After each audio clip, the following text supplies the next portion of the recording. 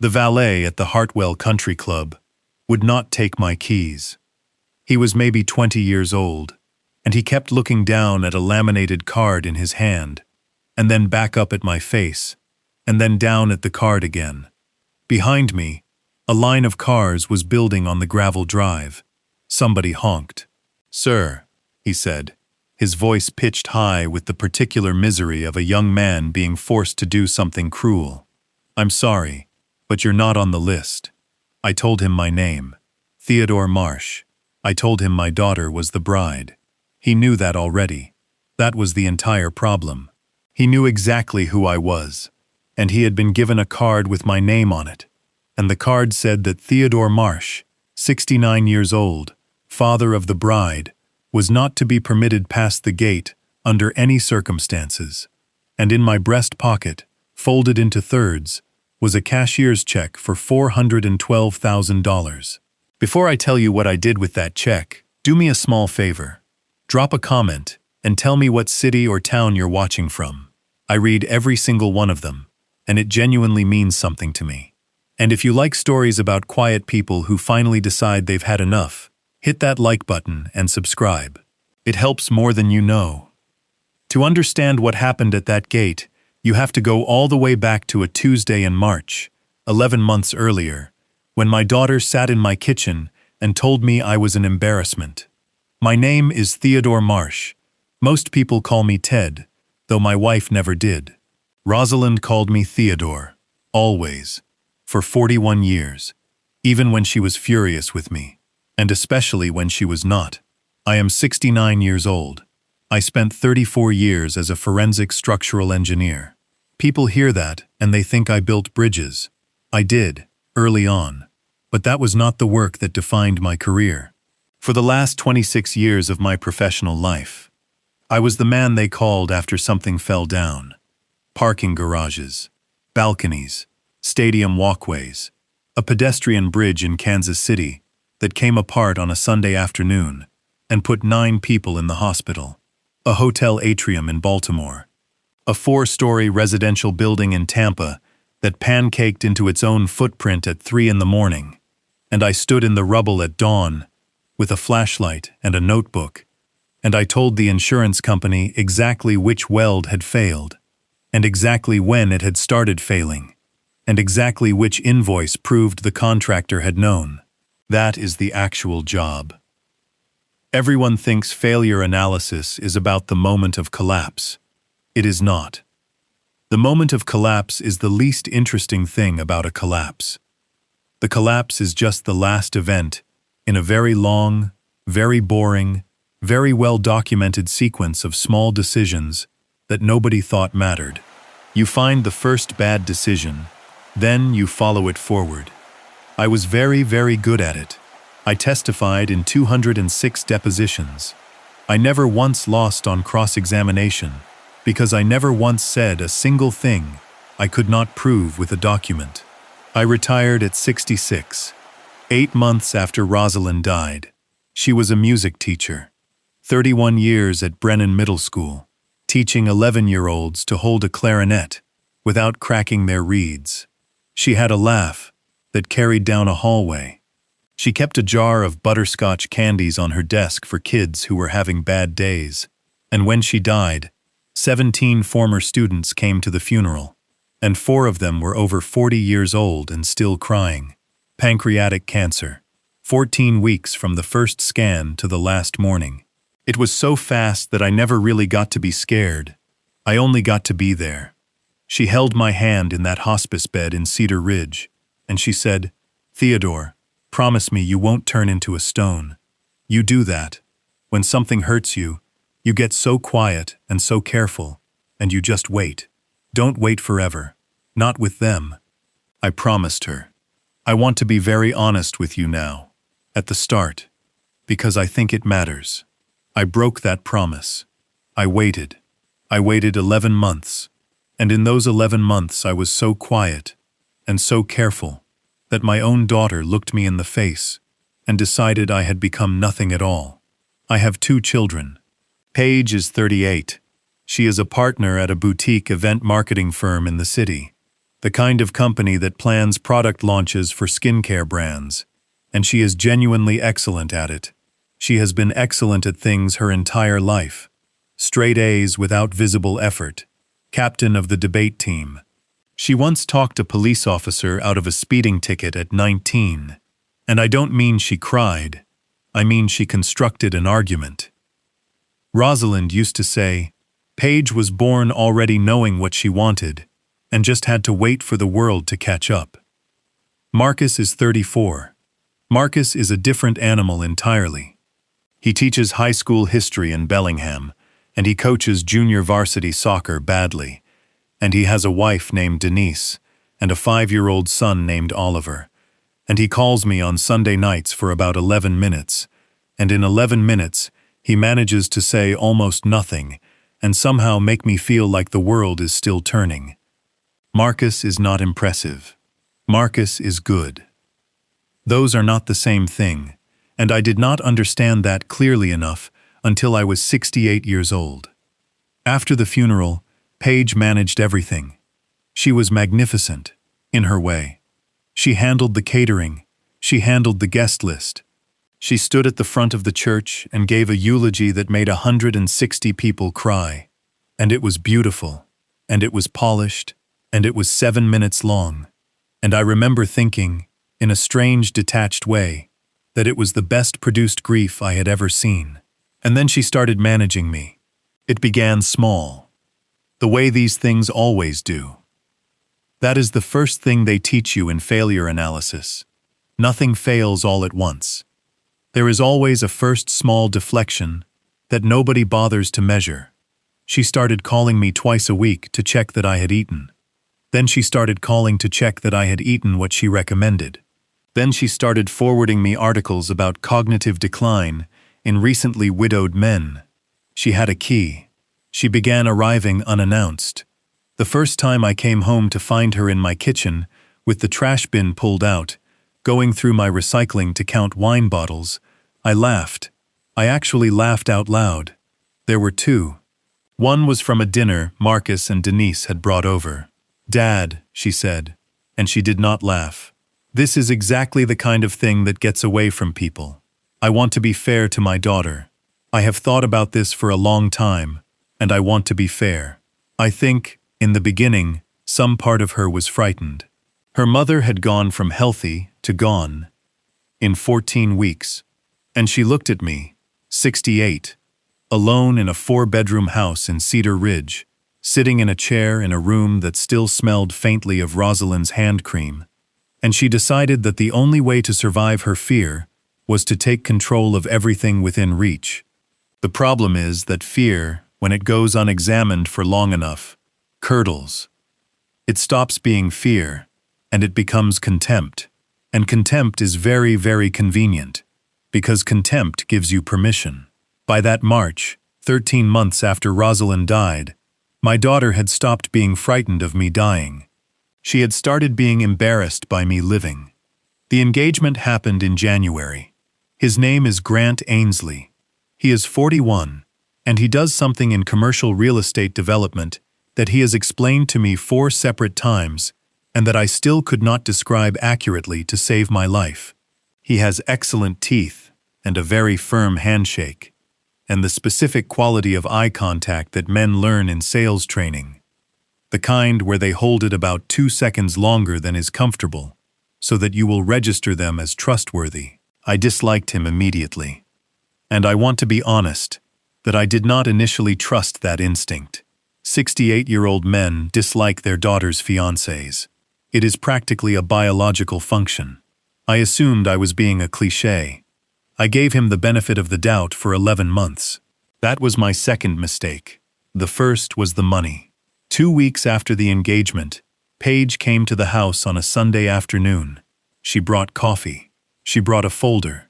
Inside the folder was a wedding budget. I want to read you some of it, because the specificity matters. It always matters.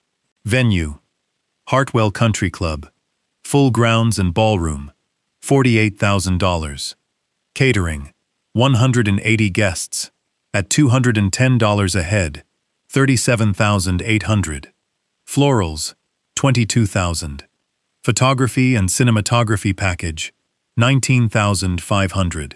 A 10-piece band from the city, $14,000. Custom Vera Wang, $11,200. Rehearsal dinner, welcome bags. A vintage Rolls-Royce for the exit, $1,900. For a drive of approximately 400 yards. The total at the bottom of the page was $241,000. I sat with that number for a long moment.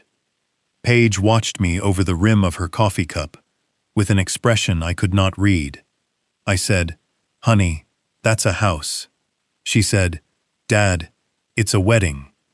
And then she said the thing that I have replayed maybe 400 times since. She said, "Mom would have wanted this." I want you to understand something about that sentence. It is a weapon. It is one of the most effective weapons that exists, because there is no defense against it. The person it invokes cannot testify. You cannot cross-examine a ghost. And Rosalind would not have wanted this. Rosalind bought her own wedding dress off a rack in a Filene's basement in 1983 for $211, and she wore it again to 2 other people's weddings on purpose, because she thought it was funny. Rosalind thought valet parking was a moral failing, but she was in the ground, and she could not say so, and my daughter knew that. I said yes. I need you to understand why. Because it was not weakness. Not then. Rosalind and I had been careful people. Boring people, financially. 34 years of consulting fees, a paid-off house, a portfolio I had managed myself since 1994, with the same grim patience I brought to everything else. We had never taken a cruise. We had never bought a boat. And Rosalind, in the last week, when she could still talk, had said one specific thing to me about money. She said, "Theodore, don't sit on it. It's not a monument. It's a tool." So I said yes. I paid the deposits. Over the following 4 months, I wired a total of $241,000 to a variety of vendors, and I did it gladly, because I thought I was giving my daughter something, and I thought I was keeping a promise to my wife. And then, in March, Paige sat in my kitchen and told me the truth. It was a Tuesday. I remember because I had just come back from the Cedar Ridge Library, where I had spent 2 hours in the periodicals room, reading engineering journals. I no longer had any professional need to read, purely because it was the only place in that town where nobody looked at me with their head tilted. Paige was already there. She had let herself in. She was standing at my counter, and she had a stack of things in front of her, and she said, "Dad, we need to talk about the wedding." I made tea. I have found that making tea buys you 90 seconds to look at someone's face and figure out what they came to do. She said, "We've been finalizing the seating chart." I said, "All right." And she said, "And there's a conversation we need to have about your role." "My role?" I said, "I'm walking you down the aisle." And my daughter looked at the counter, and she said, "We're actually thinking about doing something a little more modern." I want to give you the rest of that conversation as accurately as I can, because I have gone over it so many times that I believe I have it essentially verbatim. She said, "Grant's family is going to be there. His father is on the board at Whitmore Capital. There will be about 40 people from his professional world." I said, "I'm aware," she said, her voice careful and flat. "The way you'd talk to a jury, Dad. At Christmas, you told the Ainsleys a 19-minute story about a parking garage collapsing in Tampa." I said, "They asked what I did for a living." She said, "You talked about bodies." I said, "I talked about a rescue effort." I said there were no fatalities. That was the point of the story, Paige. Nobody died. Because a building inspector in 1994 wrote one very good memo. And she said, "And nobody cared." There was a silence in my kitchen that I can still hear. Then she said the rest of it. Quickly, the way you rip something. She said, "You correct people. You corrected Grant's mother about a bridge. You wore the same jacket to the engagement party that you wore to Mom's funeral. And I know you didn't think about that. But I did. Everyone did. You stand in corners. You don't talk to anyone for 40 minutes. And then you say something, and it's about load-bearing walls, she said. And half the time now, you can't even follow a normal conversation. You just go somewhere else. You just stop. That one landed differently than the others. Because she was right. I did do that. I had been doing it since Rosalind died.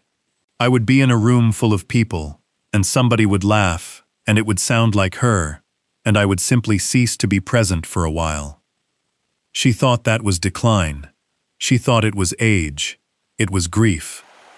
But my daughter had a folder in her hand and a theory in her head, and grief did not fit the theory.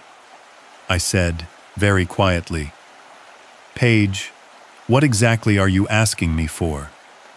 And she said it. She said, "Dad, you embarrass us."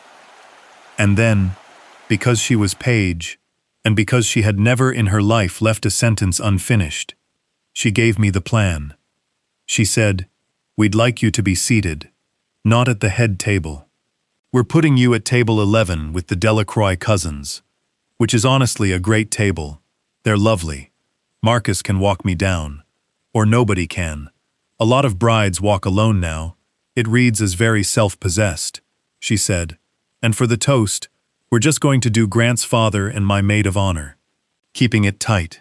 It's a runtime thing." And then she said, "And Dad, the last thing, and this is really just logistics. We're going to need the balance of the payment, about 6 weeks before, because the club requires final settlement in advance. The balance of the payment." I looked at my daughter, in my kitchen, in the house where she learned to walk, and I understood something, with a clarity that was almost restful. She was not there to hurt me. Hurting me was incidental. She was there to complete a transaction. I was not being demoted from father of the bride. I was being reclassified. I was being moved, on some internal spreadsheet in my daughter's head, out of the column marked family and into the column marked funding. And here is where the old man they thought I was would have wept, or shouted, or begged. I did none of those things. I did what I have done for 34 years, standing in the rubble of somebody else's disaster, with a flashlight in my hand. I opened a notebook, not literally, not that day. That day I just poured the tea and I said, in a voice I made deliberately small and slow, and a little confused, I said, "All right, sweetheart, whatever's easiest." And I watched my daughter's shoulders come down 2 full inches with relief. That is the moment. If you want to know the exact moment where this story turns, it was not the check, and it was not the gate. It was my daughter's shoulders coming down, because I had confirmed for her that I was exactly as harmless as she needed me to be. There is a thing that happens in the field, occasionally, and every forensic engineer I have ever known has a version of this story. You walk into a collapse site, and the responsible party is standing right there, and they are so certain you are an idiot that they simply tell you things. They cannot help it. Your presence is not threatening, so their guard is not up, so they talk. They talk to fill the silence. They explain. They justify. I once had a general contractor in Norfolk stand in front of a collapsed loading dock and explain to me, unprompted, for 6 full minutes, why he had substituted a lower-grade anchor bolt. He thought he was defending himself. He was actually reciting his own indictment, and I was writing it down in a spiral notebook, and 11 months later, a jury heard every word of it back. The lesson is not that people are stupid. Most people are not stupid. The lesson is that people tell the truth to things they do not respect. I decided, standing in my kitchen on that Tuesday in March, with a cup of tea going cold in my hand, that I was going to become the least respected man in my daughter's life, and I was going to let her tell me everything. The first thing I did was slow down. I do not mean I pretended to have a stroke. I want to be clear about that, because I have heard people tell versions of this story where the old man fakes dementia, and that is not what happened, and frankly, it would not have worked. Page is not a fool.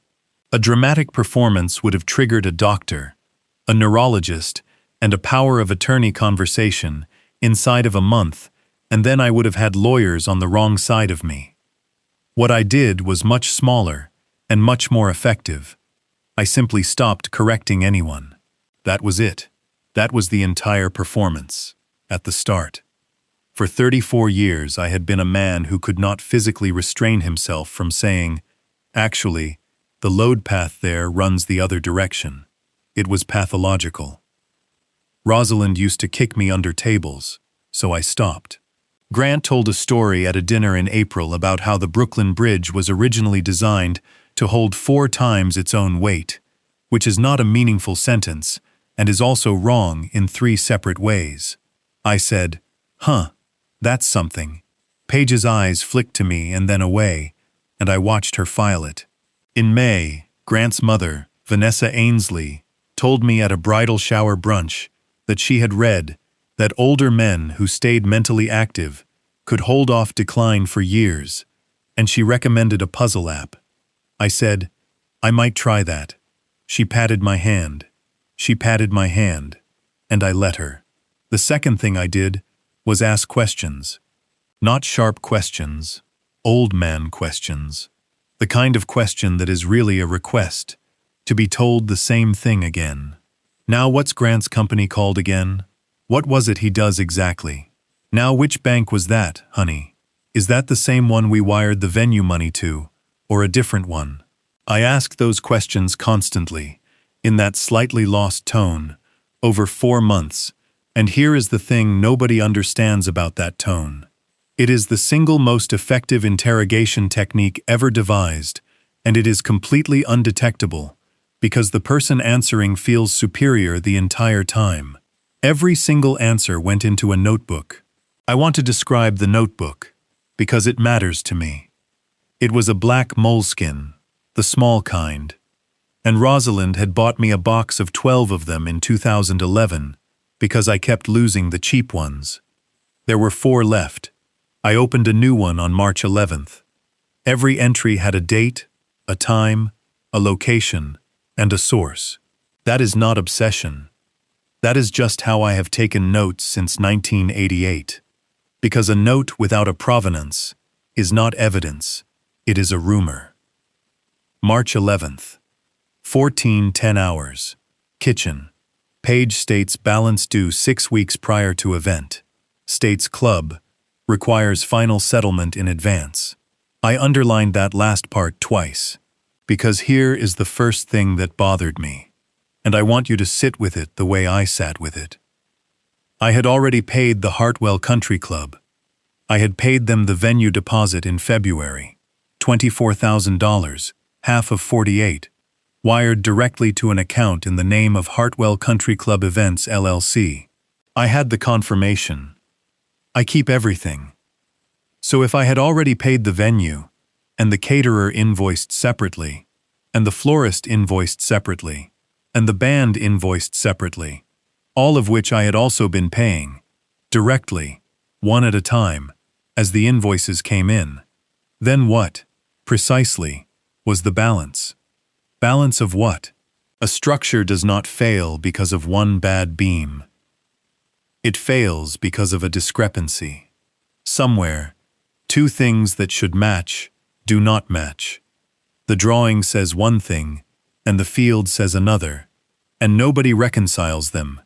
And then, 11 years later on a Sunday afternoon, a walkway full of people comes down into a hotel lobby.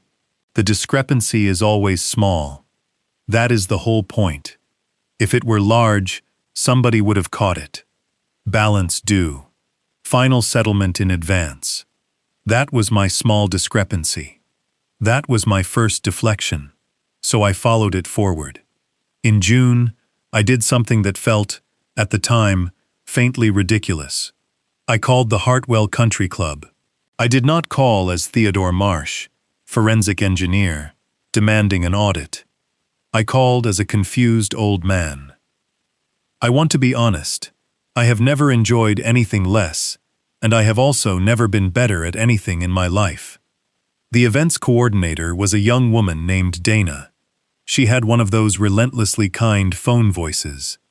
I said, "Hi there. I'm so sorry to bother you. My name is Ted Marsh. My daughter's getting married there in February, the Marsh-Ainsley wedding, and I'm just trying to get my paperwork in order. My wife used to handle all this, and she passed, and I'm afraid I've gotten myself into a bit of a muddle." I did not have to fake the crack in my voice on the word passed. It just came. Dana could not have been sweeter. Dana pulled up the file, and Dana said, "Mr. Marsh, it looks like you're all set. The event is paid in full." I sat down on the arm of my own couch. I said, "I'm sorry. Paid in full? The whole venue?" she said. "Yes, sir. The venue and the ballroom package. 48,000 even. Paid in full as of May the 2nd. May the 2nd. I had wired the first half in February. 24,000. I said. "And who paid the second half, honey? Do you have that?" "I'm just trying to make sure I'm not double paying. My son handles some of this, and I get confused." Dana said, "No problem at all. Let me look. It shows a wire from an account for Marsh Family Trust." The world went very quiet. I said, "Thank you, Dana. You've been a lot of help." I hung up. I sat on the arm of my couch in an empty house in Cedar Ridge for something like 20 minutes without moving. There is no Marsh Family Trust. There has never been a Marsh Family Trust. Rosalind and I had wills. We had a joint account that became my account. We had a brokerage account that had been in my name alone since 1994, because Rosalind found the paperwork tedious and told me to just handle it. There is no trust. I did not create one. I would remember. Somebody had opened a bank account with the words Marsh Family Trust on it, and somebody had put $24,000 into it, and then wired that money to the Hartwell Country Club and told them it was mine. Now, here is where a different man ruins everything. A different man drives to his daughter's condo that night and pounds on the door. A different man calls the bank and starts screaming about fraud. A different man calls the police, who ask him a series of questions he cannot yet answer, and who eventually write down the words family dispute, which is the phrase that kills more elder fraud cases than any other 3 words in the English language. I know this. I know this because I have spent 34 years watching people destroy their own cases in the first 48 hours. The first 48 hours is when the guilty party is still comfortable. It is the only window you will ever get where they behave naturally, because they do not yet know they are being watched. Once you spook them, they start cleaning, they shred, they close accounts, they get a story straight. You do not spook them. You go quiet, and you get boring, and you let them keep being comfortable, and you build the file. So I did not call anyone that night. I made myself a sandwich I did not eat, and I sat at Rosalind's piano, which I cannot play, and I put my hand flat on the closed lid, and I said out loud, to an empty room, I know what I promised." And then I opened the notebook. The next 8 weeks were the strangest of my life. To anybody watching from outside, Theodore Marsh was in visible decline. That was the entire idea, and I executed it with a thoroughness that I am not proud of and would not take back.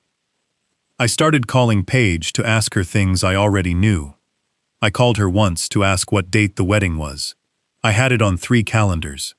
I asked her anyway, and I let a little confusion into my voice, and I heard her sigh, and I heard her cover the phone and say something to somebody in the background, and I heard a man laugh. I started going to the same diner in Cedar Ridge every Thursday, the Bellwether, and sitting in the same booth, and being the sort of old man that waitresses feel tender toward. I did this because Paige's condo was 4 blocks away, and she had a habit of getting Thursday lunch there with Grant, and if she saw me there, alone, doing a crossword in pen, badly, she would report it to somebody, and the report would be exactly the report I wanted filed. and it worked. God help me.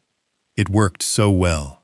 I want to tell you about the Thursdays, because the Thursdays were where I learned the most, and because the Thursdays were where I discovered something about myself that I did not entirely like.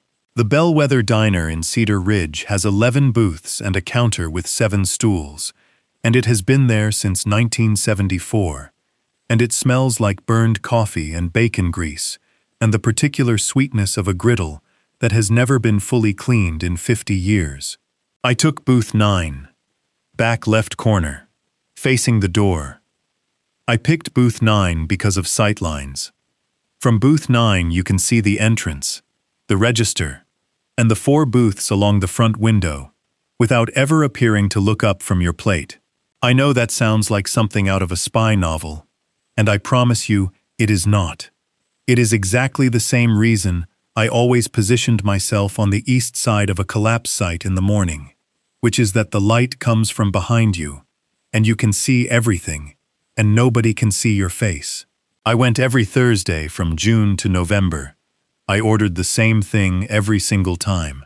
2 eggs over medium, wheat toast, coffee, and the crossword from the Cedar Ridge Sentinel, which is not a good crossword, and takes about 9 minutes. I made myself take 40. That was the discipline. I would sit there with a pen, always a pen, never a pencil, because a pen makes mistakes visible, and I would fill in the crossword with deliberate, halting slowness, and I would get things wrong on purpose, and I would cross them out, and leave the crossings out where they could be seen. My waitress was a woman named Charlene. She is 56 years old, and she has a son in the Navy, and she calls everybody Han, regardless of age, gender, or provocation. By the 3rd Thursday, Charlene had started refilling my coffee without asking. By the 6th, she had started sitting down across from me for 4 or 5 minutes during the dead hour between 2 and 3. And by the 9th Thursday, Charlene said something to me that I have thought about more than almost anything else in this entire story. She said, "Hun, can I ask you something? And you can tell me to mind my business." I said, "Go ahead." And she said, "Are you actually confused? Or are you doing something?" I want you to understand what happened in my chest at that moment. Because I had built an entire performance. I had constructed it with the same care I would bring to a load calculation. I had a costume and a routine and a location and a schedule. And I had fooled a woman with a doctorate-level talent for reading people, which is what my daughter is. And I had fooled a 41-year-old professional predator who had done this to 31 other families. And a waitress at a diner in Cedar Ridge, who had known me for 9 weeks, looked at me across a plate of eggs and saw straight through the whole thing in about 4 seconds. I did not answer her. I could not. And Charlene nodded slowly, and she patted the table twice, and she said, "That's what I figured." My mother did the same thing for 2 years with my stepdad. She said, "You go on and do what you gotta do, hun. Just don't get so good at pretending that you forget how to stop." And then she got up and refilled the coffee at booth 4. I sat in that booth for another 20 minutes, and I did not do a single thing, because she was right, and I knew she was right, and I had already begun to feel it. Here is the thing nobody tells you about playing small. It gets comfortable. That is the trap. It is a genuinely dangerous trap, and I want to warn anybody who is thinking of doing what I did.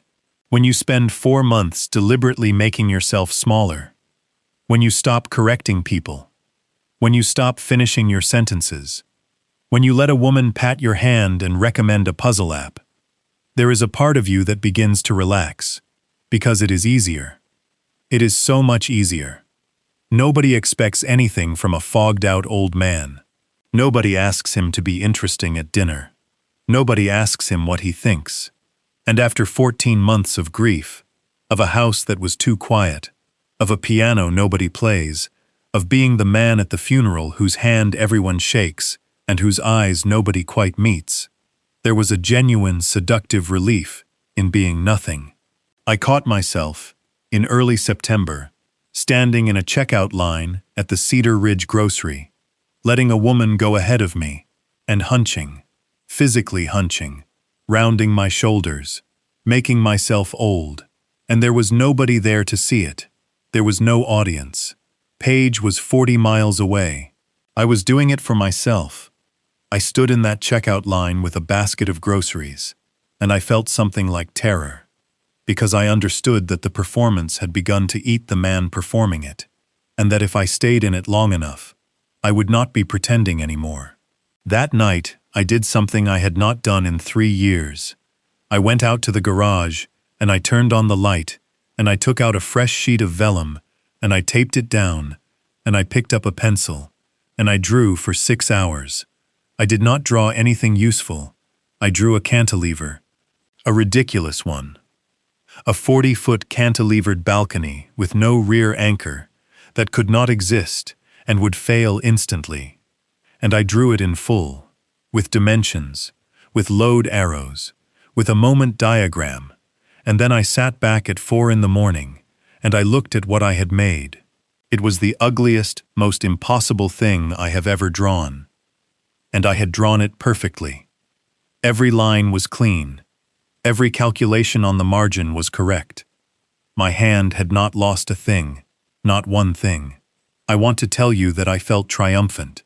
What I actually felt was very simple and very quiet, and it was this: I am still here. I am still in here. I taped that drawing to the inside of the garage door, where nobody would ever see it, and I left it there for the entire rest of the operation.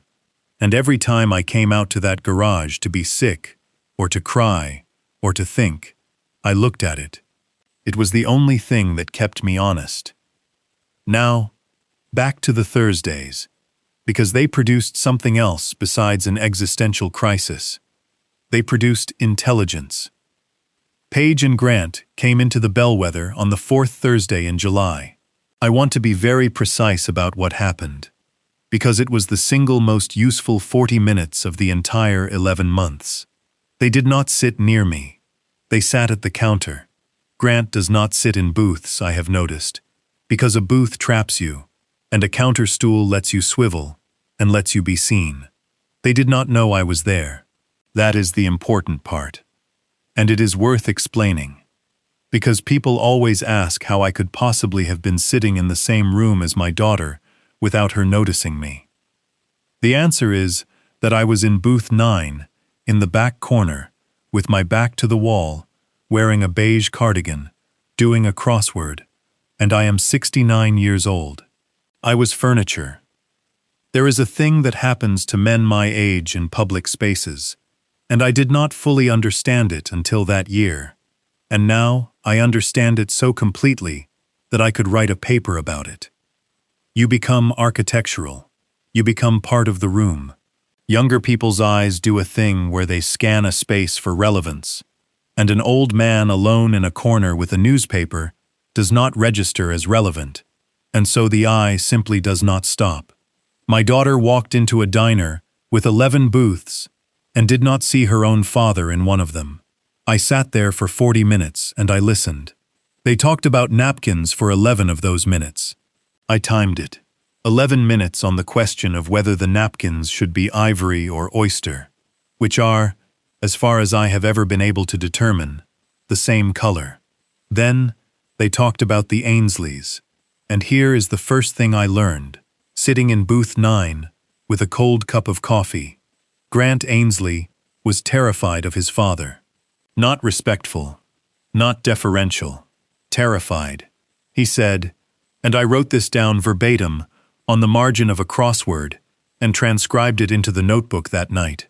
He said, "My dad's going to ask about the Whitmore thing again at the rehearsal, and I need you to run interference."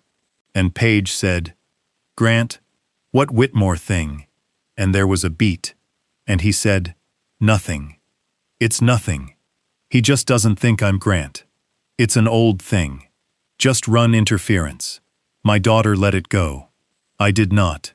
I put 4 words in my notebook that night, and I circled them. Ronald Ainsley does not know. That turned out to be one of the most important sentences I ever wrote, and I will come back to it, because it is the reason that a 40-year board member of Whitmore Capital was looking at his son and not at me in that ballroom in February. The second thing I learned in Booth 9 was worse. They talked about me. Not cruelly.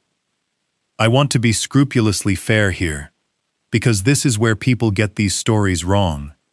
They want the villains to twirl a mustache, and real people do not do that. Real people are much more frightening because they are casual. Paige said, "I saw him at the library again. He just sits in there." And Grant said, "Is he eating?" And Paige said, "I don't know. He says he is." And then Grant Ainsley said the sentence that ended any possibility of mercy in me, and he said it while eating a club sandwich, in a completely ordinary tone of voice, the way you would say something about the weather. He said, "Well, that's honestly perfect, because the calmer he is, the easier this is going to be." And my daughter said, "Don't say it like that." And Grant said, "I'm not saying it like anything. I'm saying he's not going to fight us. Us. Not him. Not me. Us. That is the word. That is the word that told me everything I needed to know about whether my daughter was inside or outside the thing that was being done to me. And I want to be honest that I sat in booth 9 and I looked down at a crossword puzzle and I could not see it because my eyes had gone completely out of focus. Charlene came over. She did not say anything. She just put her hand flat on the table next to my coffee cup for about 3 seconds, and then took it away and went to check on the counter. She never mentioned it. Not once. In 5 more months of Thursdays. I want to say something about that woman. There were, over the course of 11 months, exactly 4 people in the world who treated Theodore Marsh like a whole human being. My son, a lawyer, I paid $400 an hour, a forensic accountant, I paid $350, and a waitress at the Bellwether Diner, who got nothing out of it at all, and who I tipped 40% every single week, and who never once let me feel like she noticed. When it was all over, when the trial was done, and the house on the coast was framed, I drove back to Cedar Ridge one Thursday in October, 2 years later, and I sat in booth 9. Charlene came over with the coffee pot, and she looked at me for a second, and she saw the suit, and she saw the way I was sitting, and she saw everything, and she said, "Well, hun," she said, "look at you." And I said, "Charlene, I'd like to tell you a story." She sat down across from me, and she let her section go to hell for an hour and a half, and I told her all of it. At the end of it, she wiped her face with the back of her wrist, and she said one thing. She said, "I knew you weren't confused." And I said, "Charlene, you were the only one." There is a footnote to the Thursdays, and I want to include it, because it is the only genuinely funny thing that happened in this entire story. And I have found that stories like this one are unbearable without one thing to laugh at. In September, Vanessa Ainsley, Grant's mother, the woman who patted my hand and recommended a puzzle app, sent me the puzzle app. She actually sent it, a text message, with a link, and a little smiling emoji. It was one of those brain training subscriptions, $19.99 a month.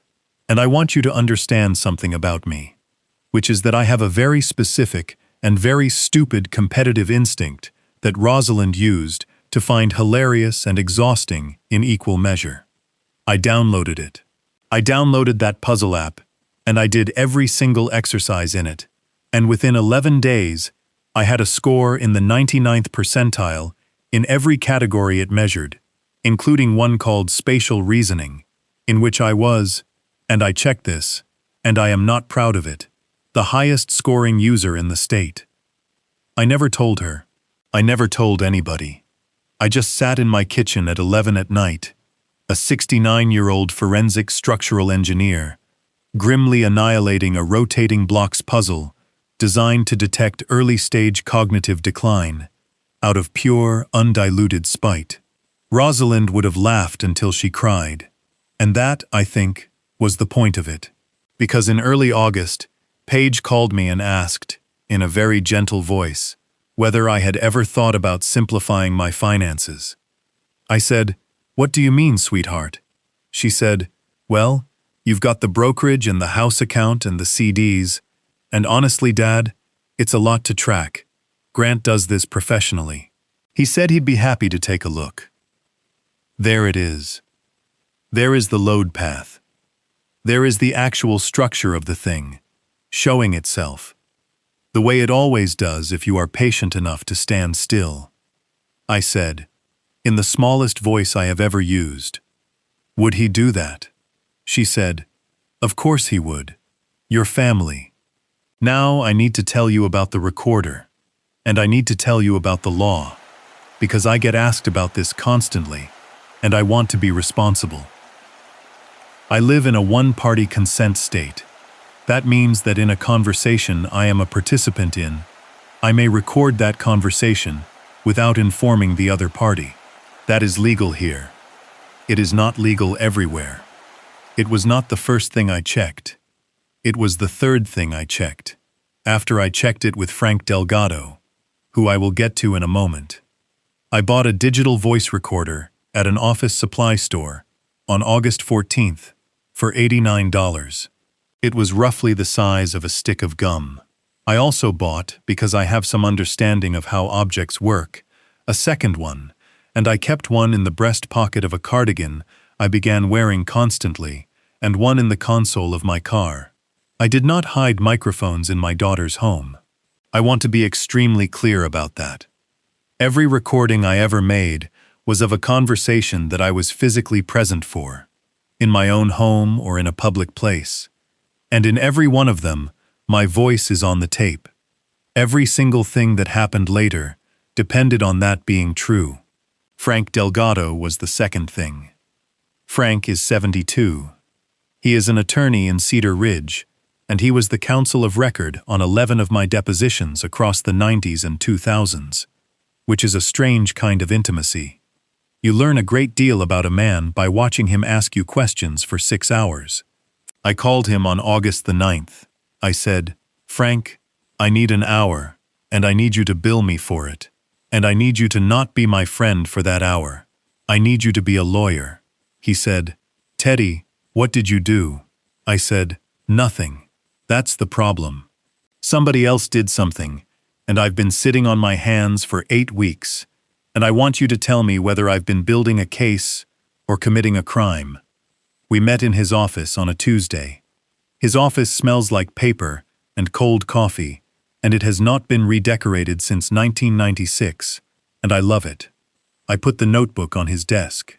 I put the wire confirmations on his desk. I put a printed call log on his desk, because I had written down the date and time of the Hartwell call and Dana's name.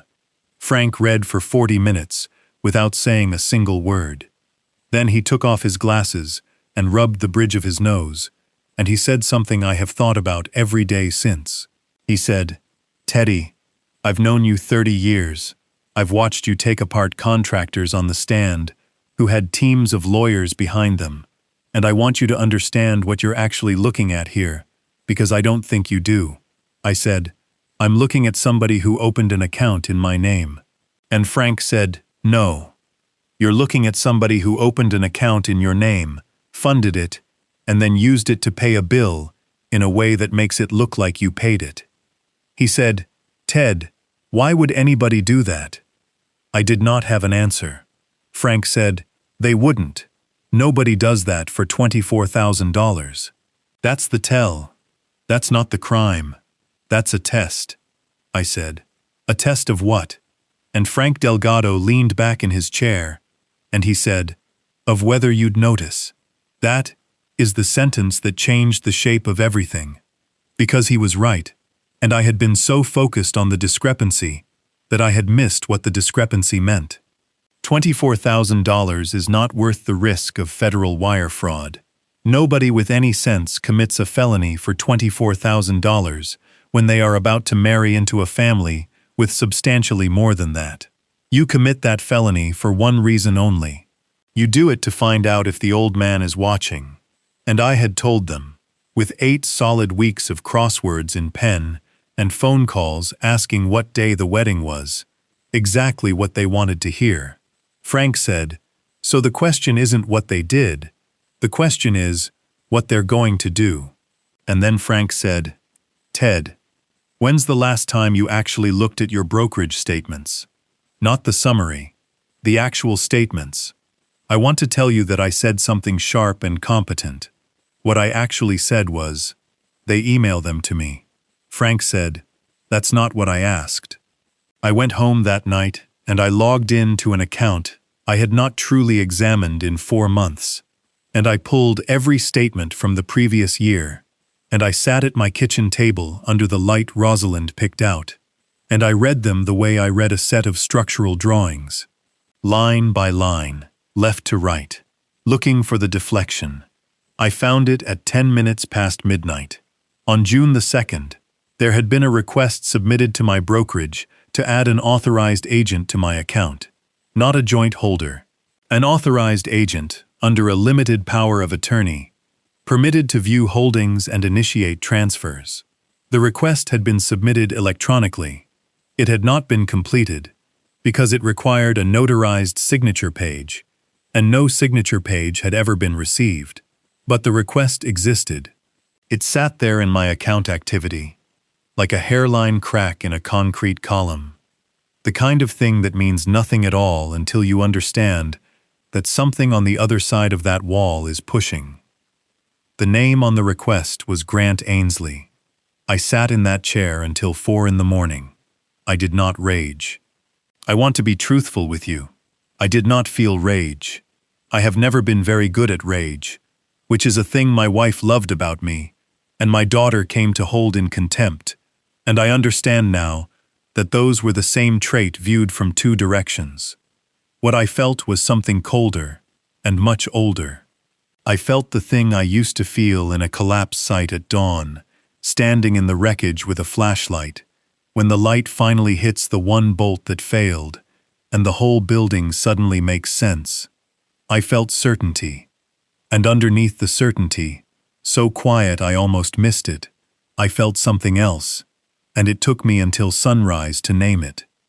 I felt awake. For 13 months, I had been a man sitting in a chair in a room that smelled like his wife, and now, for the first time since the hospice at Cedar Ridge, I had a problem in front of me that had a solution, and the solution was mine, and nobody in the world was going to help me find it. "Rosalind," I said to the empty kitchen, "I'm sorry. You told me not to wait, but I am going to wait a little longer, because I am going to do this right." The thing about a hunt, and I use that word deliberately because I have thought about it a great deal, is that everybody imagines it is about speed. It is not. It is almost entirely about stillness. Rosalind and I saw lions once. Kenya, 1998. The one extravagant trip of our marriage, paid for with the settlement bonus from the Norfolk case. And there was a lioness in the tall grass who did not move for 51 minutes. Our guide, a man named Joseph, made us sit and watch her not move. And Rosalind got bored, and then got annoyed, and then got very, very quiet. Because you could see the whole shape of what was going to happen. The zebra could not. The zebra was 30 yards away, and it was eating, and it was completely at ease. And the reason it was at ease was that the lioness was doing absolutely nothing. The stillness was the weapon. The stillness was the entire hunt. What happened at the end took 4 seconds and was frankly unpleasant, and I did not enjoy it. But I have never forgotten those 51 minutes. I had until February. 6 months. I decided I was going to be extremely still. Grant came to my house on August the 22nd, at 11 in the morning, and I want to walk you through that day carefully, because it was the day I learned exactly what kind of man was marrying my daughter. He brought his laptop. He brought a leather portfolio.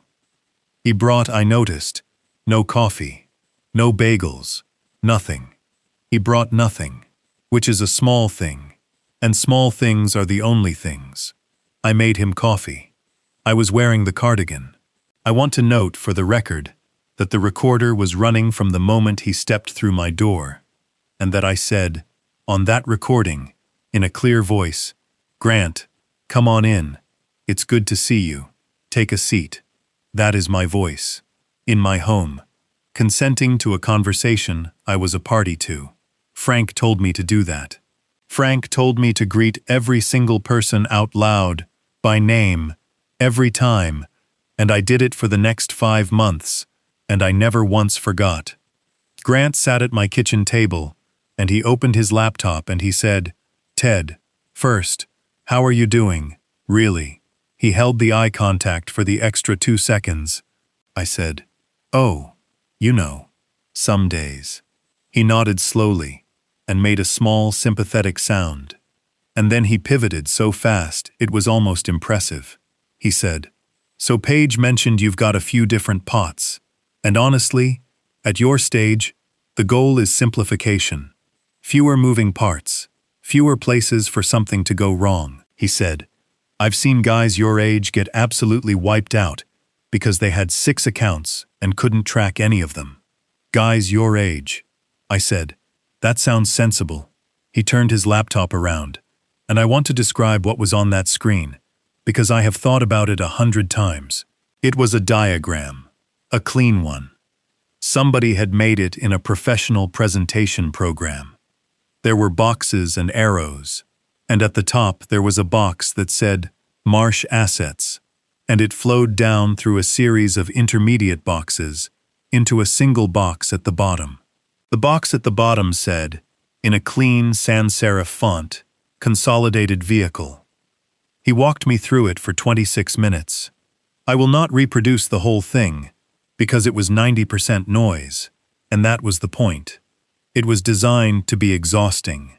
Every legitimate-sounding phrase was doing the work of making the one illegitimate phrase invisible.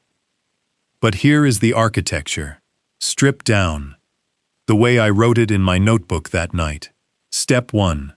Consolidate the brokerage, the CDs, and the house equity line into a single managed account. Step 2. That managed account would be held by a limited liability company. Grant would set it up. It would take him a week. Step 3. The LLC would be managed, not owned. He was very careful with that word, managed, by an entity called Ainsley Capital Advisory. Step 4. And this was the part he said quickly, in the middle of a sentence about tax efficiency. So quickly I almost missed it, even though I was listening for exactly this kind of thing. Step 4 was that I would sign a document granting Ainsley Capital Advisory discretionary authority over transactions under the threshold of $100,000. Discretionary authority. Under the threshold. Meaning he could move $99,000 whenever he liked, without asking me. And nothing in the structure said how many times he could do it. I want to explain something. In structural engineering, there is a failure mode called progressive collapse. It is when a single, localized failure sets off a chain reaction, and each element that fails puts more load on the next element, and the next, until the entire structure comes down. The Ronan Point flat in London, 1968. A gas explosion in one corner apartment on the 18th floor, and the whole corner of a 22-story building peeled off like a zipper. The horror of progressive collapse is that no single component is designed to fail. Every part is doing its job. The failure is in the relationship between the parts. What Grant Ainsley put in front of me on my own kitchen table, in a house my wife decorated, was a progressive collapse. Every individual step was legal. Every individual step was defensible. An LLC is legal. A managed account is legal. A discretionary threshold is legal. The structure was a crime. The components were not. That is the most dangerous kind of scheme there is, and I had spent my entire career taking exactly that kind of thing apart. I looked up at him with my kindest, foggiest face, and I said, "Grant, this is over my head. I trust you." And I watched that man smile. It is worth me telling you what I did after he left. I did not call Frank. Not right away. I went out to the garage, and I opened the second drawer of my workbench, and I took out a set of blueprints for a house Rosalind and I never built. We designed it together in 2004, on the assumption we'd retire to the coast. A small place, 2 bedrooms. She wanted a music room with a specific window facing east, and I told her the span was going to be a problem, and she said, "Theodore, solve it." And I did. It took me 4 months, and it is, I still believe, the most elegant thing I ever drew. We never built it. Life got in the way, and then the market got in the way, and then cancer got in the way. I sat on a stool in my garage, and I looked at that drawing for a long time, and then I put it away, and I went inside, and I called Frank Delgado, and I said, "Frank, I need a forensic accountant. Not a friend of a friend. A real one. Somebody who can be cross-examined." Frank said, "That's a lot of money, Ted." I said, "Frank, I've spent 34 years being the expensive expert who shows up after the collapse." I said, "For once in my life, I would like to be the one who shows up before." Her name is Elena Cruz. She is 44, and she spent 9 years at the Financial Crimes Enforcement Network before she went private. And when Frank introduced us in his office in September, she shook my hand and said, "Mr. Marsh, Frank says you're an engineer." I said, "Forensic." And she smiled and said, "Then you already know what I'm going to tell you. It's not going to be one big thing. It's going to be 40 small things that only mean something together." I liked her enormously. I gave her everything. Every statement. Every wire confirmation. The notebook. I photocopied the notebook, page by page, 61 pages by then. The recording of Grant at my kitchen table. The screenshot of the authorized agent request from June 2nd. And I gave her the one thing I had been carrying around for a month without knowing what to do with. The name Marsh Family Trust. Elena Cruz looked at that for about 4 seconds, and then she said, "Mr. Marsh, this is the whole case." I said, "It's $24,000. She said, "No, it's an account, and an account has an application, and an application has a signature, a mailing address, a phone number, a funding source, and an IP address." She said, "People think fraud is about money. Fraud isn't about money. Fraud is about paperwork." She said, "Give me 8 weeks." She took 11. And what she found broke something in me that I have not, in truth, entirely repaired. We met on November the 19th, Frank's office. Elena had a folder that was 2 inches thick, and she set it on the desk, and she did not open it right away. And I have been in enough rooms to know what it means when a professional does not open the folder right away.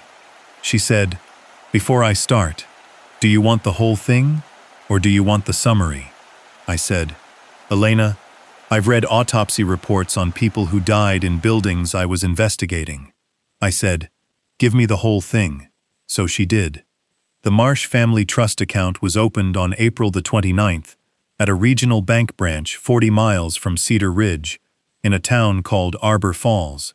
The application listed the trust's grantor as Theodore R. Marsh. It listed a mailing address that was not my house. It was a mailbox service in a strip mall in Arbor Falls, rented in cash, monthly. The signature on the application was mine. It was not mine, but it was a very good attempt at mine. And Elena had already retained a document examiner who was prepared to testify that it had been produced by a process of slow, deliberate simulation, a tracing, essentially, rather than by a natural hand. And here is the part where I had to put my hand flat on Frank Delgado's desk and breathe. The signature had been traced from a specific source document. It had been traced from the sympathy card acknowledgement I signed for Rosalind's funeral home. There were 140 of them. I signed 140 cards at my kitchen table in November, 14 months earlier, and my daughter sat across from me and helped address the envelopes, and she took a stack of them with her when she left to mail them. She had kept one. Elena said, "I'm sorry." I said, "Keep going." The account had been funded with a single deposit of $26,000 on May the 1st. The funding source was a personal check drawn on the account of Ainsley Capital Advisory, LLC.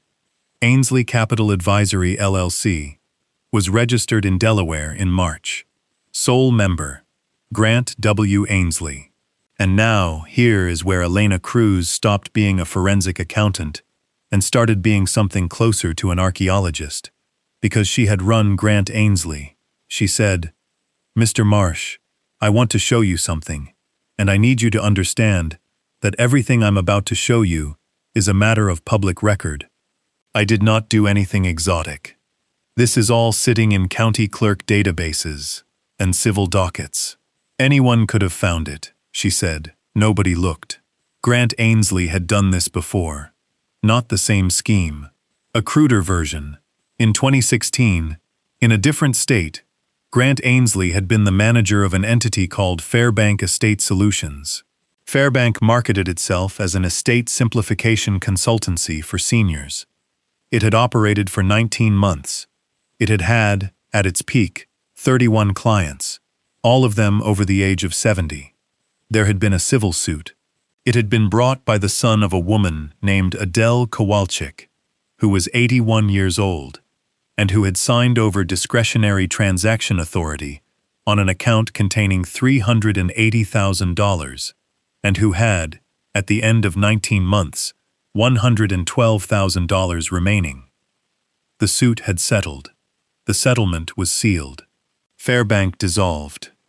There was no criminal charge, because there was never a criminal referral, because Adele Kowalczyk's son was exhausted, and Adele Kowalczyk was in a memory care facility, and the family took the settlement and went home. Elena said, "And Mr. Marsh, I want you to hear the number, because it matters for what comes next." She said, "The settlement was for $90,000, against a loss of $268,000. She said, "He kept the difference. He walked away $178,000 richer, with no conviction, no admission, and a sealed file." I said, "And then he moved here." Elena said, "And then he moved here." I sat in that chair, and I thought about a woman I had never met, named Adele Kowalczyk, who was 81 years old, and who probably made him coffee, and who probably said something like, "This is over my head, I trust you." And I understood, with a clarity that made my hands cold, that I was not the target of an opportunistic crime. I was a business model. Elena Cruz was not finished. I want to slow down here, because what happened over the next 6 weeks was the actual work of this story, and everybody skips it, and it makes me angry that everybody skips it. The reveal in the ballroom took 11 seconds.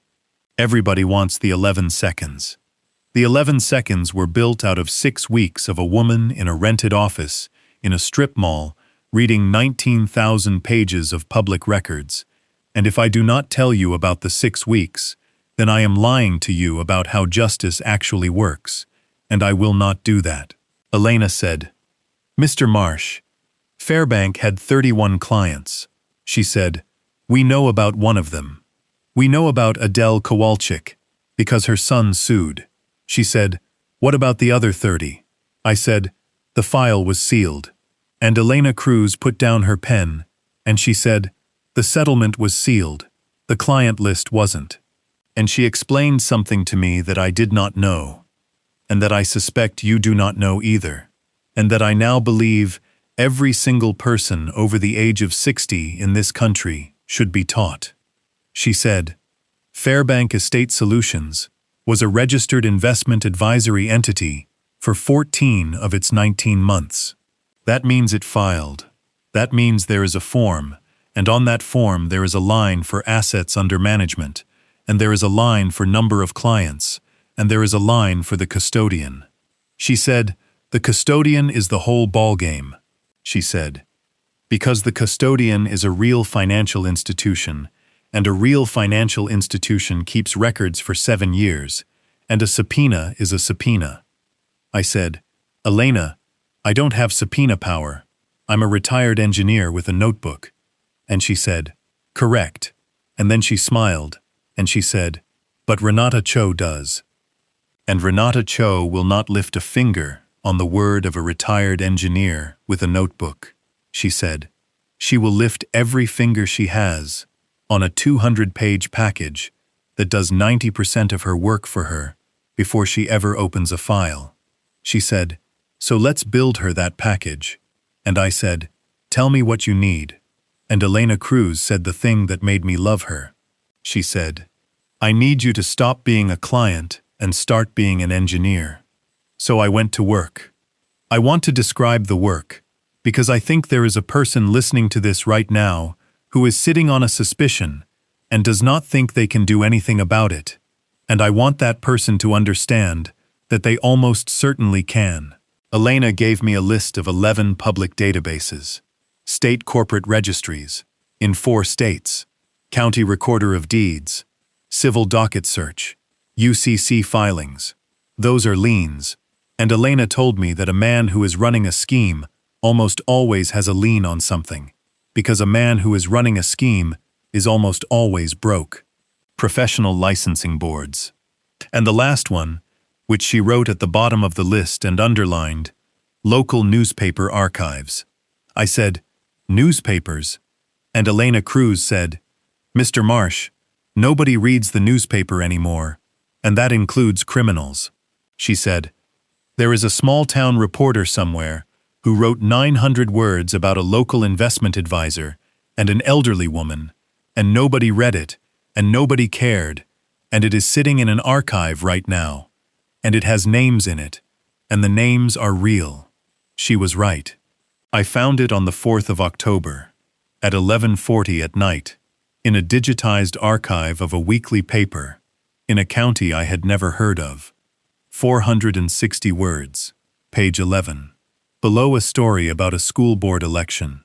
The headline was, "Local Families Allege Estate Firm Mishandled Accounts." It named Fairbank. It named Grant Ainsley. And it quoted, on the record, by name, a woman named Dolores Feeney, 78, who said that she had gone to Fairbank because they held a free steak dinner seminar at a Holiday Inn and told her that her assets were vulnerable. A steak dinner. That is how it starts. Every single time. That is how they get in. I sat in my kitchen at midnight and I read 460 words that nobody had read in 8 years, and my hands were shaking, and I picked up the phone and I called Elena Cruz at her home number, which she had given me and told me never to use. She picked up on the 3rd ring. I said, "Elena, I have another one." And she said, and I could hear her sitting up in bed, and I could hear her reaching for something to write with. She said, "Say the name." We found 6. Over 6 weeks, working nights, an unemployed 69-year-old man, and a forensic accountant who was billing me $350 an hour, and who I am completely certain did not bill me for at least a third of the hours she worked, found 6 of Fairbank Estate Solutions' 31 clients. 3 of them were dead. 1 was in a facility and could not testify. 1 hung up on me, and I do not blame her, and I have thought about her a great deal. And 1 was Peter Kowalczyk. I want to tell you about that phone call, because it is the single hardest thing I have ever done, and it is harder than the ballroom, and it is harder than the gate. Elena found him in Ohio. He is 51 years old. He drives a delivery route. She said, "Do you want me to call him?" And I said, "No." I said, "I'll do it." I said, "If a stranger calls that man and says the word Fairbank, he's going to hang up, because he spent 8 years being ashamed." I said, "But if it comes from another family, if it comes from somebody it's happening to right now," I said, "then it's not an accusation. It's a warning. I called him on a Sunday afternoon in October. He picked up. He said hello twice. And I said, "Mr. Kowalczyk, my name is Theodore Marsh. I'm 69 years old. I'm a retired forensic engineer, and I live 4 states away from you, and you have never heard of me." I said, "The man who took your mother's money is going to marry my daughter in 4 months." And there was a silence on that line that lasted 11 seconds. I counted it, because I count things, because that is what I am. And then Peter Kowalczyk started to cry. He cried for a long time. He apologized for it, maybe 15 times, and every time he apologized I said, "No," and eventually he stopped apologizing. And then he told me everything. He told me that his mother, Adele, was a bookkeeper for 39 years at a lumber yard. She was good with numbers. She was better with numbers than her son, and she was proud of that, and she used to do the crossword in pen. He told me that when the money started disappearing, the first thing she said was not that she had been robbed. The first thing she said was, "I must have made a mistake." He said, "Mr. Marsh, she blamed herself for 8 months before she told me. 8 months. She thought she was losing her mind. That's what he did to her. He didn't just take the money. He made her think it was her fault. And by the time she understood it wasn't, she couldn't hold the thought in her head long enough to explain it to anybody." He said, "She was diagnosed 14 months later, and I will go to my grave, not knowing how much of that was the disease, and how much of that was him."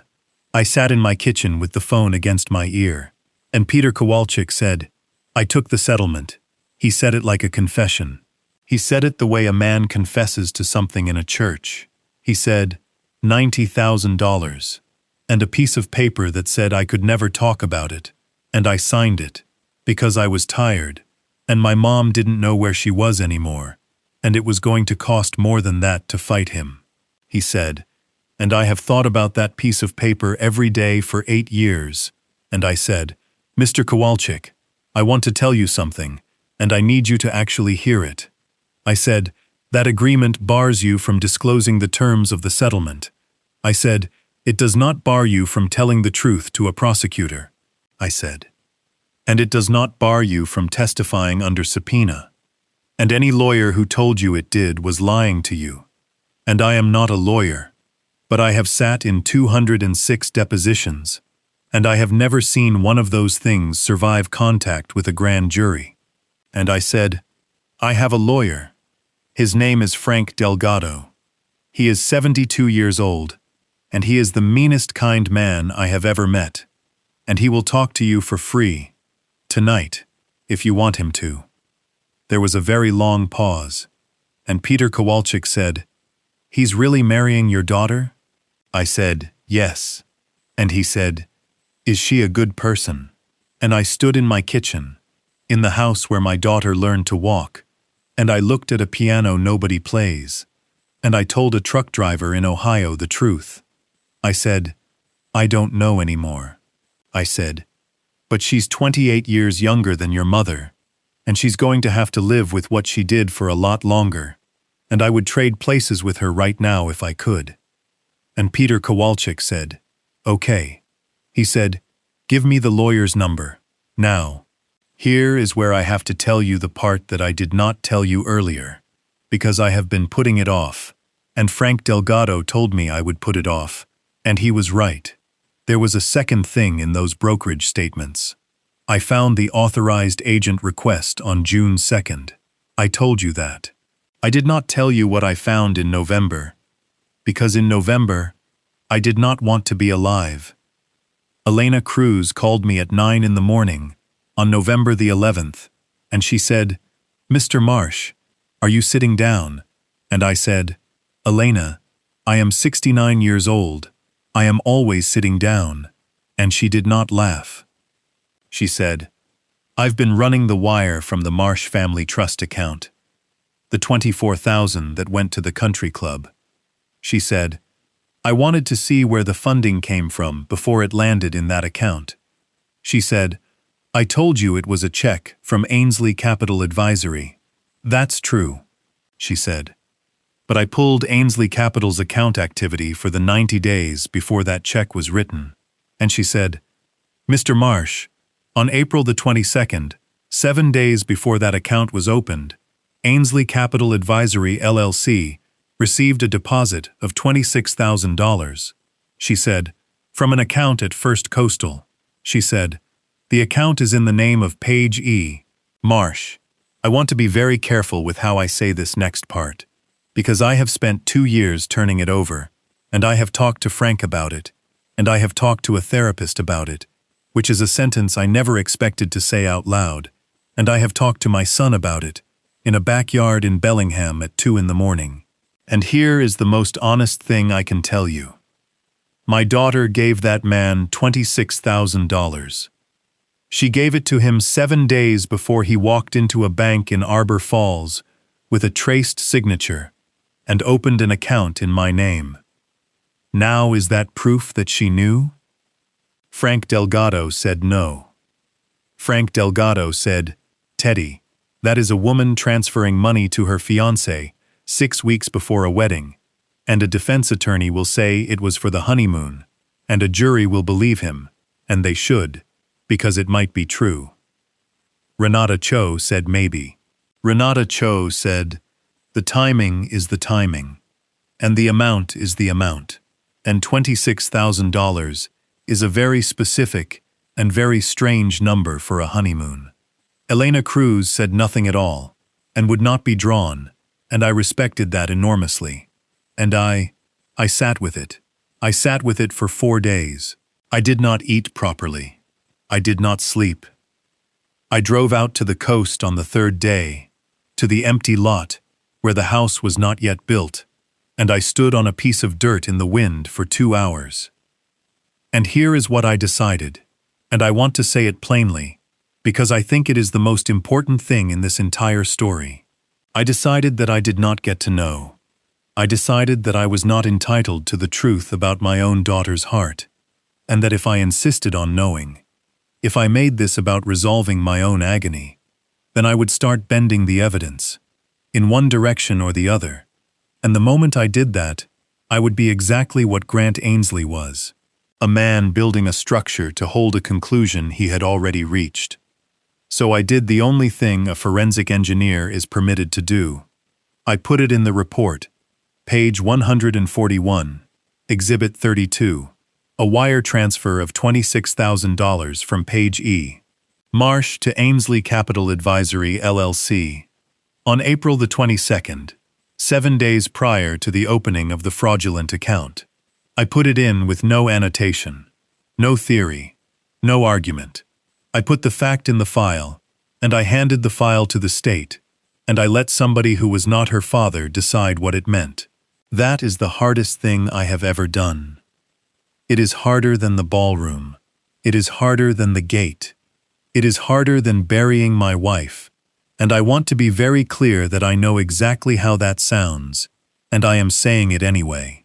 Frank Delgado read that page, and he took off his glasses, and he sat back in his chair, and he said, Teddy, you understand this is the page that puts her in prison. And I said, Frank, I understand that this is the page that tells the truth. And I said, if the truth puts her in prison, then she should be in prison. And Frank Delgado, who has known me for 30 years, said, Rosalind would be proud of you. And I said, Frank, don't. And I went out to my car, and I sat in the parking lot of his office for 40 minutes, and I did not turn the key. There is one more thing from that November, and then I will take you to the wedding. Ronald Ainsley. I told you I wrote 4 words in my notebook back in July, sitting in booth 9 at the Bellwether Diner. Ronald Ainsley does not know. I need to explain why that mattered so much, and why I made a decision about it that Frank Delgado begged me not to make. Ronald Ainsley is 71. He has been on the board of Whitmore Capital for 40 years. He is, by every account I could find, a genuinely legitimate man. 40 years of regulatory filings without a single mark, which in that industry is close to miraculous. And his son had spent 11 months telling my daughter that his father was going to ask about the Whitmore thing. I knew what the Whitmore thing was by November. Elena found it. It was in a state licensing record from 2017. Grant Ainsley had applied for a registration with a firm affiliated with Whitmore Capital, and the application had been withdrawn, not denied, withdrawn, 11 days after it was filed. Somebody had made it go away. And there is only one person in the world who could have made that application quietly disappear from an entity affiliated with Whitmore Capital, and he was going to be sitting at the head table at my daughter's wedding. Frank said, "Teddy, leave it." He said, "You don't know what that man knows. If you go to him and you're wrong, he tips his son, and 11 months of work goes into a shredder." He said, "And if you're right, if he covered for that boy once already, then he'll cover for him again, and you've just handed him the whole file." And Frank was right. Frank was completely right, and I want to record that here. And I did it anyway. I called Ronald Ainsley on the 28th of November. I did not tell Frank until afterward, and when I did tell him, he did not speak to me for 4 days, which is the only real fight we have ever had. Here is why I did it. Because I have spent 34 years being the man who arrives after the building falls down, and in every single one of those 206 depositions, there was a moment, there is always a moment, where I had to sit across from somebody who had known, and who had not said anything, and who had told himself a story about why not saying anything was reasonable. And I had judged those men. For 34 years, I had judged them. And I was not going to walk into a ballroom in February and set off a bomb next to a 71-year-old man's entire life without giving him the one thing nobody had ever given Adele Kowalczyk: a warning. I called him. He answered on the second ring, in the crisp, impatient voice of a man who has never once let a phone ring 3 times. I said, "Ronald, this is Ted Marsh." And he said, "Ted, everything all right?" And I said, "No." I said, "I'm going to ask you one question, and I want you to think very carefully before you answer it, because your answer is going to determine how the rest of your life goes, and I am not being dramatic." And I said, "In 2017, did you withdraw your son's registration application, or did he?" There was a silence on that phone line that went on for so long that I looked at the screen to see if the call had dropped. And then Ronald Ainsley said, in a voice I had never heard from him, flat and old and very, very tired, he said, "What has he done? Not what are you talking about? Not how dare you? What has he done?" And I closed my eyes, and I said, "Ronald, I need you to sit down." We talked for 2 hours and 11 minutes. I told him everything. Frank would have had a stroke. I told him about Fairbank. I told him about Adele Kowalczyk. I told him about the account in Arbor Falls and the traced signature from a sympathy card. I told him about the diagram with the box that said consolidated vehicle. And Ronald Ainsley listened, and he did not interrupt me once. And near the end of it, I heard him make a sound that I recognized, because I had made it myself in a garage in Cedar Ridge. And it is not crying, exactly. It is the sound a man makes when a load he has been carrying for years finally transfers. And when I was finished, he said, in 2017, he took $11,000 from a client account and covered it before anyone noticed. He came to me. He cried. He was 32. He said it was a mistake. He said, "I made the application go away, and I made him promise, and I never told his mother, and I have not slept properly since." And then he said, "I told myself I was giving him a chance." He said, "What I was actually doing was giving him a technique." I sat in my kitchen with the phone against my ear, and I did not say anything, because there was nothing to say, and because Ronald Ainsley did not need me to say anything. And then he said, "Ted, what do you want from me?" And I said, Nothing. I said, I'm not asking you to do anything. I'm not asking you to testify, and I'm not asking you to confront him, and I am specifically and explicitly asking you not to warn him, and I want to be honest that I have no way to make you keep that promise. I said, I called you because you deserve to know before it happened, and because Adele Kowalczyk's family didn't get that, and because I am not going to be the kind of man who decides who gets a warning based on whether it's convenient for me. And I said, Ronald, one more thing. I said, and I want you to hear me. I said, he is your son. I said, and if you tip him off, I will lose 11 months of work, and he will do this to somebody else's mother in 3 years, and that will be on you. I said, but I am not going to pretend I don't understand why you would. I said, my daughter is in that file too. There was a very long pause, and Ronald Ainsley said, is she? And I said, yes. And he said, and you put her in it anyway? And I said, yes. And Ronald Ainsley said, quietly, then I'll see you on the 14th. He kept his word. He did not warn his son. He did not call a lawyer. He did not do a single thing for 78 days. And I do not know how. And I have never asked him. He sat at the head table on February the 14th at his son's wedding, and he made a toast, and it was gracious, and it lasted 4 minutes, and I have watched the video of it exactly once. And when they took Grant out of that ballroom in handcuffs, and Vanessa Ainsley was screaming across the room at me, and her husband was holding her back, he was not looking at me. He was looking at his son. And I have never in my life seen a man look so much like a building that already knew. There is a question I want to answer directly, because I know it is the question you're asking, and if I do not answer it, you will not be able to hear the rest of this. Did Paige know? I asked myself that question every night for 4 months. I asked it at 2 in the morning, sitting at my wife's piano with my hand on the closed lid. I asked it in the car. I asked it, standing in the frozen food aisle of a grocery store in Cedar Ridge, until a stock boy asked me if I was all right. I want to be very careful here. There is a version of this story where my daughter is a monster, and that version is easier, and I understand why people want it, and I will not give it to you, because it is not true, and because I was there. Here is what I know. Elena pulled the bank's surveillance stills from April the 29th in Arbor Falls. The account was opened by Grant Ainsley alone.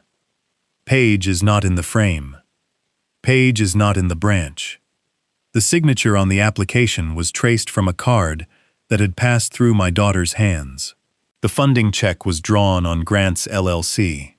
The phone number on the application was a prepaid cell. Here is what I know, and here is what I do not know, and I have made my peace with living in the gap. My daughter did not, I believe, open that account. My daughter also did not, at any point, in 11 months, ask me a single question about my money that she was not asked to ask. And on the recording from my kitchen on August the 22nd, the one where Grant showed me the diagram with the box that said Consolidated Vehicle, Paige is not present. But on a recording from October the 11th, in my kitchen, my daughter is very present, and I am going to tell you what she said. She came over to talk about the seating chart. She had a laptop. It was 4 in the afternoon. I said, out loud, for the recorder in my cardigan, Paige, honey, come sit down. And we talked about the wedding for 18 minutes. And it was, God help me, the nicest 18 minutes we had spent together in a year, because she was excited, and she was showing me pictures of centerpieces, and for 18 minutes she forgot to manage me and just talked to me. And then she closed the laptop, and she said, Dad, has Grant sent you the paperwork? I said, some of it. It's a lot. And she said, I know it is. But Dad, he's really good at this. And honestly, this is going to sound harsh. I need you to just sign it. I said, why? And my daughter said, Because I cannot spend the next 20 years worrying about you." She said it with her voice cracking. She said it with tears in her eyes. She was not lying, and that is the thing that has been very hard for me to carry. And then she said, "Dad, you're going to make a mistake with this money eventually. You're going to get scammed by somebody on the phone, or you're going to forget a payment, or you're going to leave it all to some charity in a moment of grief, and then Marcus and I get nothing. And I'm sorry, but that money is our future too. Oliver's college, my life. Grant and I are trying to buy in Whitfield Heights, and we are 200,000 short, and if you would just—" And she stopped. She stopped herself. And I sat there with a recorder in my cardigan pocket, and I watched my daughter's face go through 4 different things in about 2 seconds, and land on shame, and then walk straight through shame and out the other side into something worse, which was justification.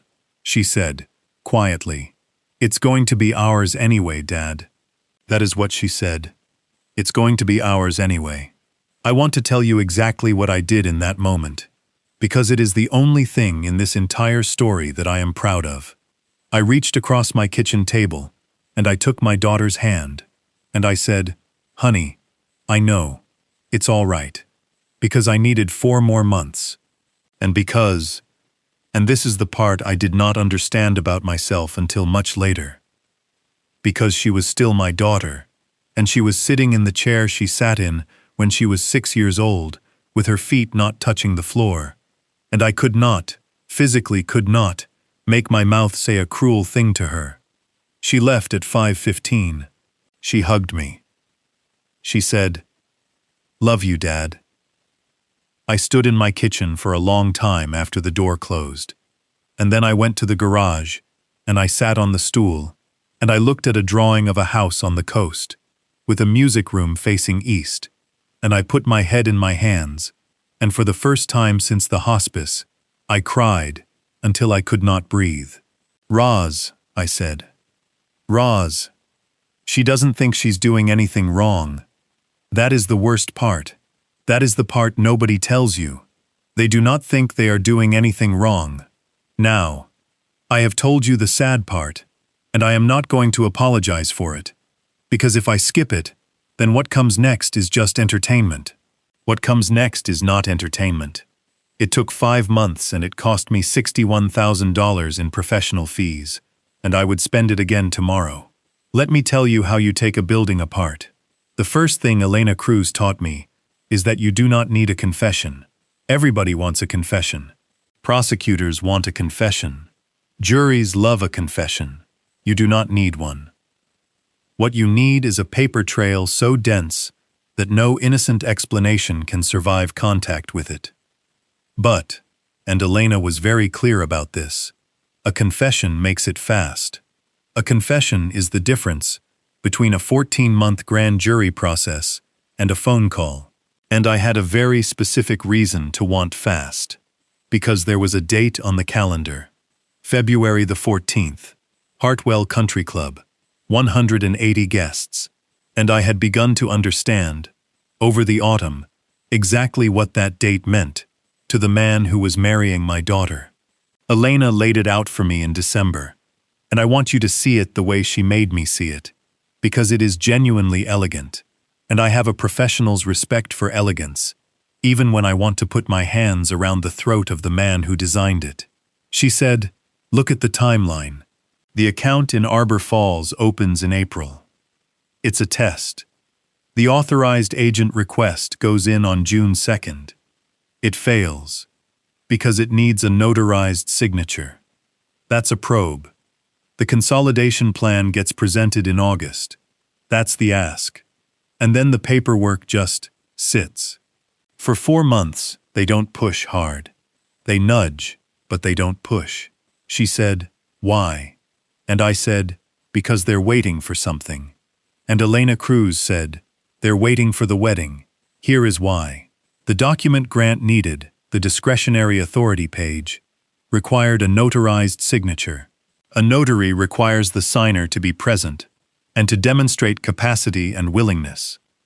But there is a very specific window in which a man in his late 60s can be induced to sign almost anything, and everyone in the elder fraud world knows what it is, and it is not a hospital bed.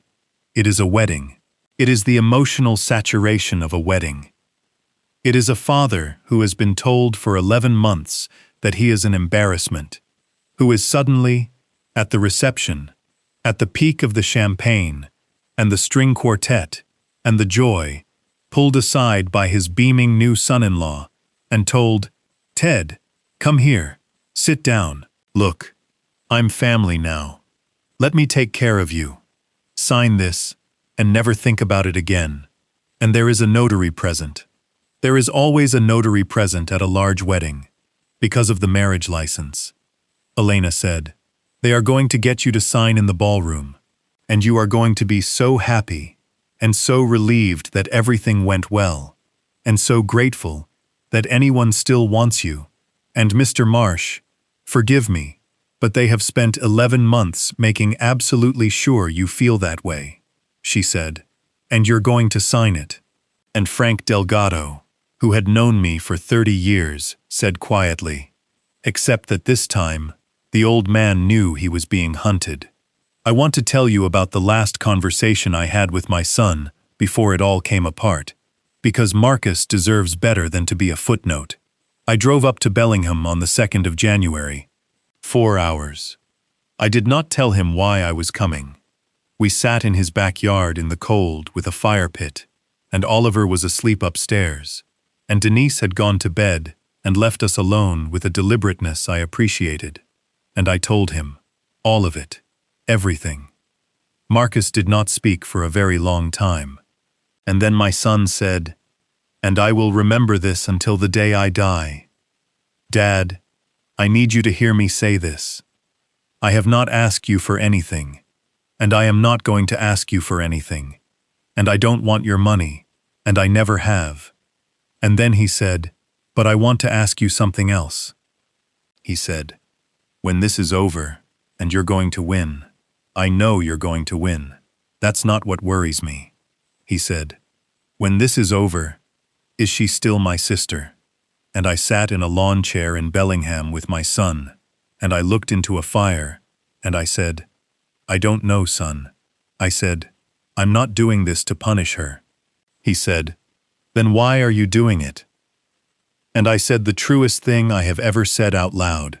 I said, "Because if I don't, that man does it again to somebody's mother in 3 years, and she's 81, and she doesn't have a son who drives 4 hours.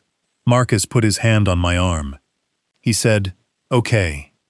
He said, "What do you need?" I said, "I need you to be at that wedding." He said, "Dad," and I said, "Marcus, I need you inside that room. Here is what we built, over January, in Frank Delgado's office, with the bad coffee. Elena Cruz assembled a package, 211 pages. The forged trust application, with the document examiner's report, 22 pages, concluding to a reasonable degree of professional certainty that the signature was a simulation. The bank surveillance stills from Arbor Falls, April 29th, showing Grant W. Ainsley at the new accounts desk. The funding check from Ainsley Capital Advisory LLC, the Delaware registration. The full Fairbank Estate Solutions civil file, unsealed portions, plus the public docket, plus, and this is the piece that made everything else lethal, a sworn declaration from a man named Peter Kowalczyk, who Elena had found in Ohio, and who had spoken to her for 2 hours, and who cried on the phone, and who said the words, "I always knew somebody else was going to get hurt, and I always knew it was going to be my fault for taking the settlement." The recordings, all of them, 11 hours, transcribed and indexed. And the last thing, the thing I built myself, because it was the only part of this that was actually mine, a structural report. I took Grant's diagram, the boxes, the arrows, the consolidated vehicle, and I redrew it, properly, to scale, the way I would draw a load path, and I annotated it, at every node, with the exact mechanism of failure. where the money enters, where discretion begins, where the threshold hides the withdrawal, where the LLC severs traceability. How many transactions under $100,000 it would take, at his historical rate from Fairbank, to reduce my estate from $4.1 million to under $200,000. 19 months. The same 19 months it took him, with Adele Kowalczyk. The man had a runtime. He had a standard project duration. That is not a criminal. That is a business. I titled the report, Analysis of Predicted Progressive Failure, Marsh Estate. Elena read it and said nothing for a full minute.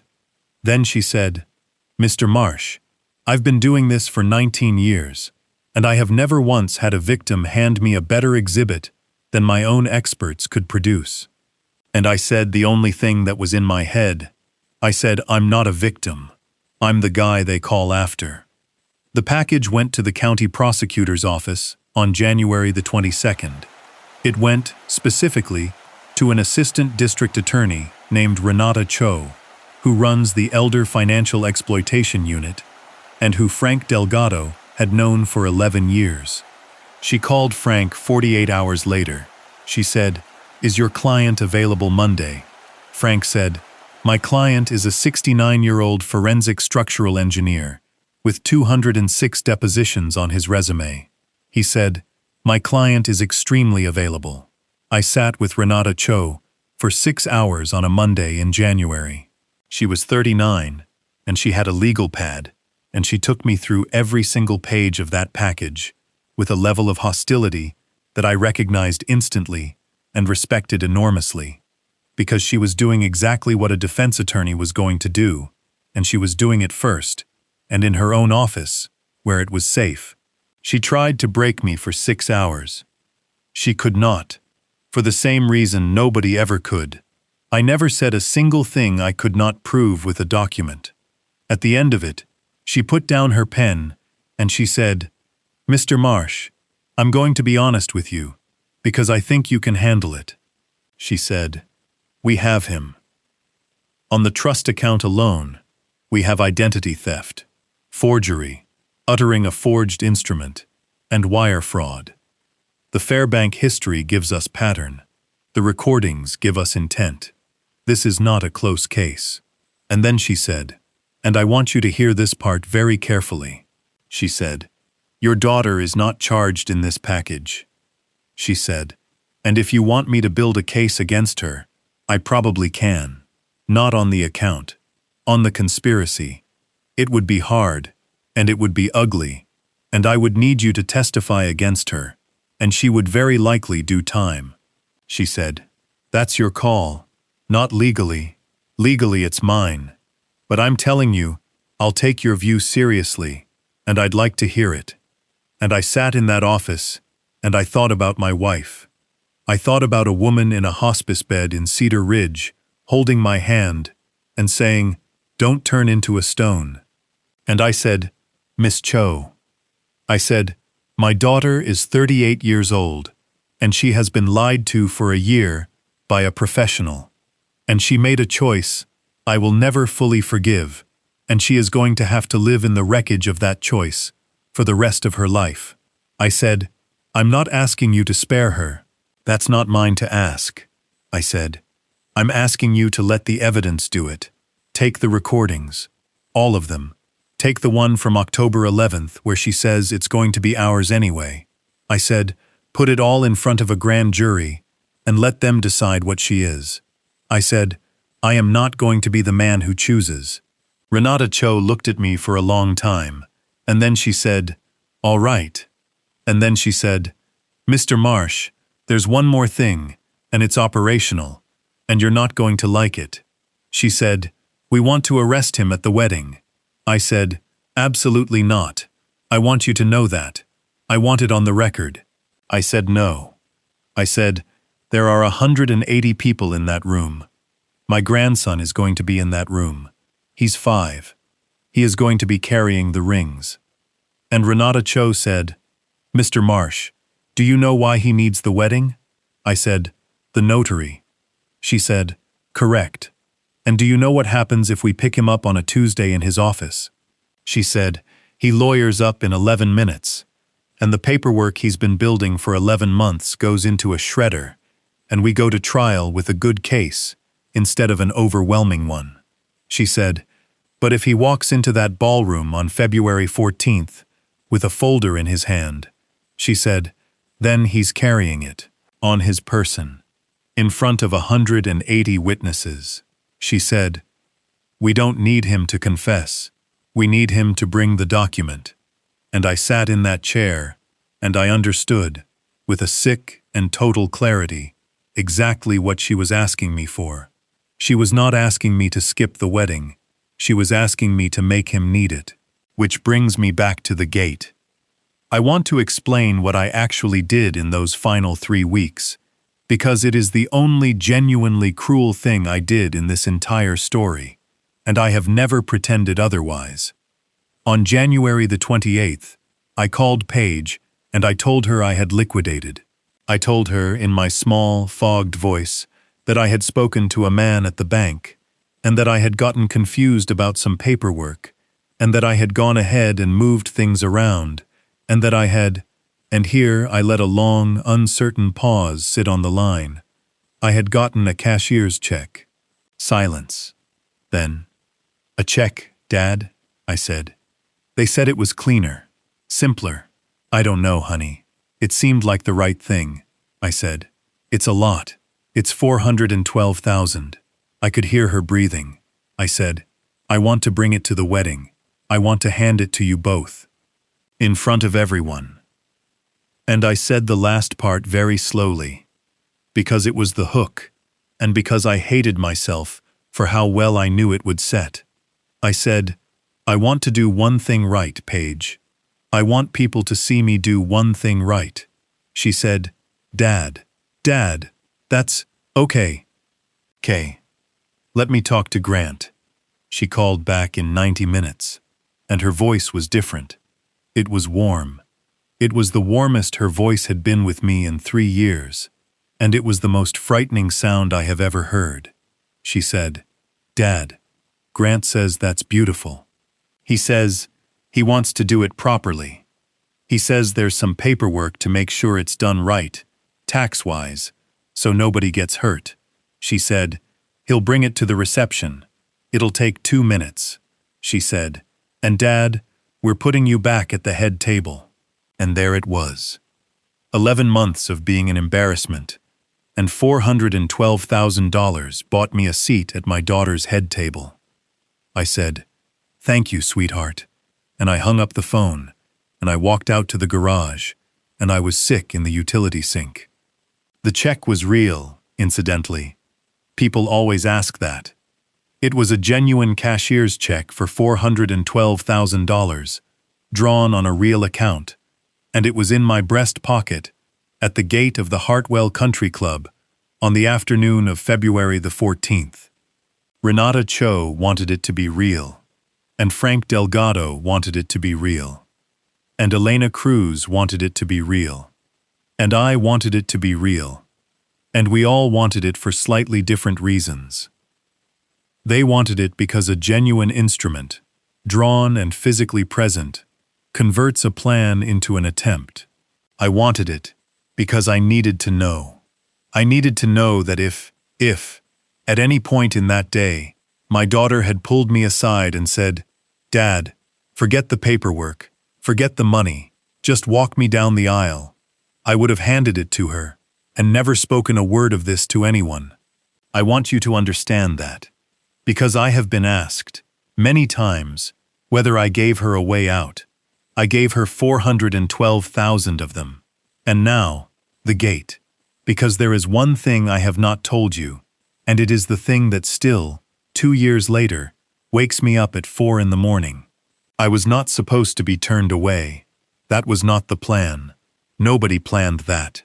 Renata Cho's operational plan had me walking into that ballroom at 4:40 in the afternoon and sitting at the head table and waiting. The valet at the gate with the laminated card was not part of anybody's plan. That was my daughter. I found out later. It came out in Discovery, in a text message thread. and I read it in a conference room, with Frank Delgado sitting next to me and his hand on my shoulder, that at 11:40 in the morning, on her wedding day, Paige had texted the club's events coordinator. She wrote, "Change of plan. Re Theodore Marsh, father. He is not to be admitted until 6 p.m. Please hold him at the gate if he arrives early. There's a family situation, and I need Grant to handle it, not me. Sorry. I know this is weird. And Dana." The same Dana. The kind one, who had told me on the phone in June that the venue was paid in full. Dana wrote back, "Of course. Is he okay?" And my daughter wrote back, "He's fine. He's just going to make it about him." That is the text message. That is the last thing my daughter said about me before I walked into that ballroom. She was not protecting a scheme. I want to be clear. She did not know about the arrest. Nobody knew about the arrest. She was protecting the aesthetics of her wedding from her 69-year-old father, who she had decided would embarrass her in front of $400,000 worth of guests. So there I stood, in the gravel drive, in a charcoal suit, with a check in my pocket, being told by a 20-year-old kid with a laminated card that I was not on the list. And I want to tell you what I felt. I did not feel rage. I have told you already, I have never been good at rage. I felt the 51 minutes in the tall grass. I felt the stillness. I looked at that poor boy, and I saw that he was miserable, and I said, "Son, what's your name?" He said, "Dylan." I said, "Dylan, it's all right. You're doing your job. Don't feel bad about it." And I got back in my car, and I drove to a gas station 4 miles down the road, and I sat in the parking lot with my hands on the wheel for 10 minutes. And then I called Renata Cho. I said, "They won't let me in." There was a pause on the line, and Renata Cho said, "Mr. Marsh, you're the father of the bride." She said, "Get out of the car." 6 o'clock in the evening, Hartwell Country Club, the grand ballroom. Salads had been cleared. The band was between sets. 180 people at 18 round tables, and a head table on a riser, and a 5-year-old boy named Oliver, asleep in a chair with his shoes off. I walked in at 6:04. Nobody stopped me, because at 6 o'clock, the gate list expired, and my daughter, meticulous, brilliant, thorough Paige, had written the instruction herself, not to be admitted until 6. She had drawn her own timeline. She just never imagined I would use it. I want to describe the room. It was beautiful. I want to say that, and I want to mean it. It was genuinely beautiful. There were 300 and something white roses, and there was gold light everywhere. And my daughter, in a dress that cost $11,200, was the most beautiful thing I have ever seen, except for one woman in a Filene's basement dress in 1983. I stood at the back of the room for a moment, and I looked at her, and I thought, I made that, and I thought, I am about to take it apart. Marcus saw me first. My son was at table 4. He stood up, very slowly. He did not wave. He just stood, and he looked at me across 180 people, and he nodded once, and then he sat back down and put his arm around his wife. That was all I needed. I walked up the side of the room toward the head table, and people began to notice me, and I heard the sound that a room makes when it becomes uncomfortable. It is a very specific sound. It is a lowering. Paige saw me at about 30 feet. Her face did something I will not forget. It went through surprise, and then confusion, and then a flash of pure fury, and then, because she was, above all things, a professional, it snapped into a beautiful, radiant, absolutely empty smile. She stood up. She came around the table. She hugged me, and she put her mouth next to my ear. And my daughter said, in a voice so pleasant that anybody watching would have thought she was telling me she loved me, "You were supposed to come at 6. And I said, "Honey, it's 4 minutes past." And Grant Ainsley stood up. And I watched 41 years of instinct arrive on that man's face at once, and I watched him make a decision, and the decision was, go now, because he had a folder. It was on the chair beside him, a slim leather portfolio. He picked it up. He came around the table with his hand already out, and his teeth already showing, and he said, Ted, there he is. Come here. Come sit down. Let's do this thing. And he put his arm around my shoulders, and he steered me, physically steered me, with a hand between my shoulder blades, toward a small table at the side of the riser, where there was a chair, and a pen, and a woman in a blue suit, whose name was Carol Enders, and who was a notary public, and who had been retained by the Hartwell Country Club for the marriage license, and who was, at that moment, on her second glass of wine. He sat me down. He opened the portfolio. He said, and I have the recording, and there are 180 people who heard it. He said, Ted, everybody's going to want to see this. Do you have the check? And I said, in a voice that was suddenly not small, and not slow, and not confused at all, Grant, before I sign anything, I want to ask you one question in front of these people. And the room went quiet. He said, Sure, Ted, anything. And I said, who is Adele Kowalczyk? I want to tell you what a man looks like when a load path fails. It is not dramatic. That is the thing nobody understands about collapse. It is almost gentle. There is a moment, and it is very short, maybe half a second, where the structure is still standing, but is no longer holding anything. Everything is exactly where it was. Nothing has moved, and it is already over. Grant Ainsley's face did that. He said, I'm sorry? And I said, louder, because 180 people were listening now, and because I had spent 34 years learning how to make a room understand a technical fact. Adele Kowalczyk, 81 years old. Fairbank Estate Solutions, 2016. $380,000 in, $112,000 out, 19 months. I said, she made you coffee too, didn't she? Somewhere behind me, a woman at table 9 said, oh my God, and Paige said, Dad, stop, and I turned to my daughter. And I want to be honest. This was the moment I had rehearsed the most, and the moment I got the most wrong, because I had planned to say something devastating, and what came out of my mouth instead was, honey, I need you to sit down. This isn't going to be about you. And Grant Ainsley bolted. He got 4 steps. Because the thing about a room with 180 guests is that a great many of them are strangers to each other. And nobody has any idea who anybody is. And among the strangers at the back of the room, near the service entrance, were 2 investigators from the county district attorney's office, and 1 detective from the Cedar Ridge Police Department, and they had been standing there since 5:40, holding drinks they had not touched. They took him at table 15. He did not resist. They almost never do. They took the portfolio out of his hand, and Detective Ray Mendoza held it up, and he said, Sir, is this yours? And Grant Ainsley said the only intelligent thing he said all evening, which was, I want my lawyer.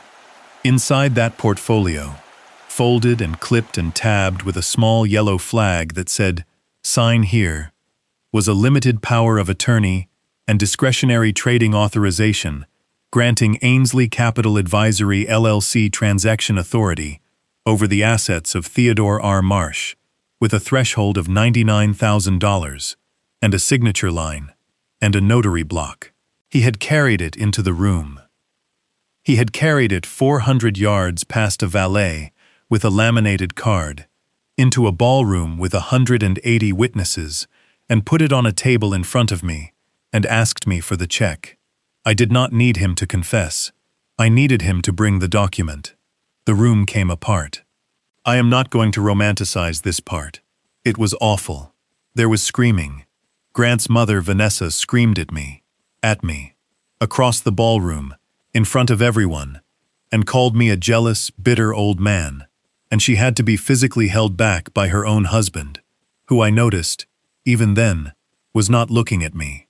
He was looking at his son. Because Ronald Ainsley, 40 years on the board at Whitmore Capital, had spent 5 seconds doing the arithmetic that I had spent 5 months doing, and he had gotten the same answer. The band did not play. Somebody's phone was recording. A woman at table 2 was crying, without any apparent understanding of why. And Marcus, my son, my unimpressive, ordinary, magnificent son, Marcus went and got Oliver.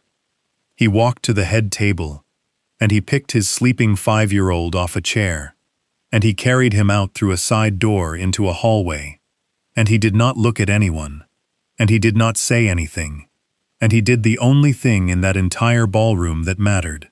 And my daughter. My daughter stood in $11,200 of white silk in the middle of the Hartwell Country Club ballroom, and she watched her husband of 4 hours be walked out of the room in handcuffs, and then she turned around and she looked at me, and she said one thing, just one. She said, "What did you do?" And I said, "Paige, I didn't do anything." I said, "I just stopped pretending I couldn't see it." They arrested my daughter 11 days later. It was not at the wedding. Renata Cho would not do that, and I want it known that I asked her not to, and she told me, quite correctly, that she was not doing it for me. They arrested her at her condo on a Tuesday morning, and it was quiet, and she was not handcuffed in public, and Frank Delgado called me at 9:15 and said, "Teddy, it's done," and I sat down on the floor of my kitchen. I want to give you the numbers, because you deserve them, and because the numbers are the only honest way to end a story like this. Grant Wesley Ainsley was indicted on 11 counts: wire fraud, identity theft, forgery, uttering a forged instrument, attempted theft by deception, over $100,000, and because Renata Cho went and found them, all 31 of them, over 14 months, and because Peter Kowalczyk got on a plane, 4 additional counts related to Fairbank Estate Solutions, brought under a tolling agreement, I do not fully understand, and do not need to. He went to trial. He was convicted on 9 of 11 counts. He was sentenced on a Thursday in September, and I was in the room, and I want to tell you that I felt triumph, and I did not. 14 years. He will serve, realistically, somewhere between 9 and 11. Restitution ordered. $268,000 to the estate of Adele Kowalczyk, who died in a memory care facility in Ohio 8 months before the trial, and who never knew that anybody had ever come looking for her. Peter Kowalczyk sat 2 rows in front of me. When they read that number, he put his face in his hands and his shoulders shook, and afterward, in the hallway, he came up to me, and he could not speak, and he just gripped my forearm with both hands. He said, 31 people. He said, 31 people, and it took an engineer. I said, "No, son. It took you picking up the phone." Paige Marsh pled guilty to 1 count of conspiracy to commit theft by deception. She was sentenced to 30 months, of which she served 19. I did not testify against her. I was never asked to. The recording from October 11th was played to the grand jury, and my daughter's own voice, in my kitchen, saying it's going to be ours anyway, did what no father should ever have to do. I visited her 7 times. The first 4 times, she would not come out. The 5th time, she sat down across from me, and she did not speak for 11 minutes. And then she said, "Did you ever love me?" And I said, "Paige, I have never loved anything the way I love you, and I would do it again tomorrow, and both of those are true, and I need you to be strong enough to hold both." She got up and left. The 6th time, she cried. The 7th time, she asked about Oliver. That was the beginning. The money. I want to account for it precisely, because I have found that people do not believe stories like this unless the numbers are exact. The wedding cost me $241,000. I recovered $194,000 of it. The Hartwell Country Club, to their enormous credit, refunded the unused balance without a fight, and their general manager, a man named Curtis Vance, called me personally and said something I will not repeat because I do not want to embarrass him, and then he refunded a portion he was not obligated to refund. The florist kept her money, and I do not blame her. The check for $412,000 was never signed over to anybody. It went back into my account on the following Monday, and the teller, a young man named Andre, said, "Sir, is everything all right?" And I said, "Son, it will be." The forensic accounting, the legal fees, the document examiner, the private investigator Elena used to find Peter Kowalczyk in Ohio, $61,400. Best money I ever spent in my life. And then, in November, 21 months after Rosalind died, I did the thing that this entire story was actually about, though I did not know it until I was standing in the room. The Rosalind Marsh Instrument Fund at Brennan Middle School, $320,000, endowed, in perpetuity. It buys instruments. That's all it does. It buys clarinets and violas, and one very expensive baritone saxophone for 11-year-olds whose parents cannot afford to rent them. And it pays for the reeds, and it pays for the repairs, and it pays for a teacher's aide who does nothing but make sure that no child in that school ever has to say the words, "I can't, we don't have the money," because that is what she did, for 31 years, out of her own pocket, in $20 and $40 increments, and she never once told me, and I found the receipts in a shoebox in her closet 14 months after she died, and I sat on the floor of our bedroom and howled. They put a small brass plaque outside the band room. She would have hated it. It says, "Rosalind Marsh, she heard something in you." Marcus and Denise came to the dedication. Oliver played 4 notes on a rented trumpet, and 3 of them were wrong, and it was the greatest performance I have ever attended. It has been 2 years and 4 months.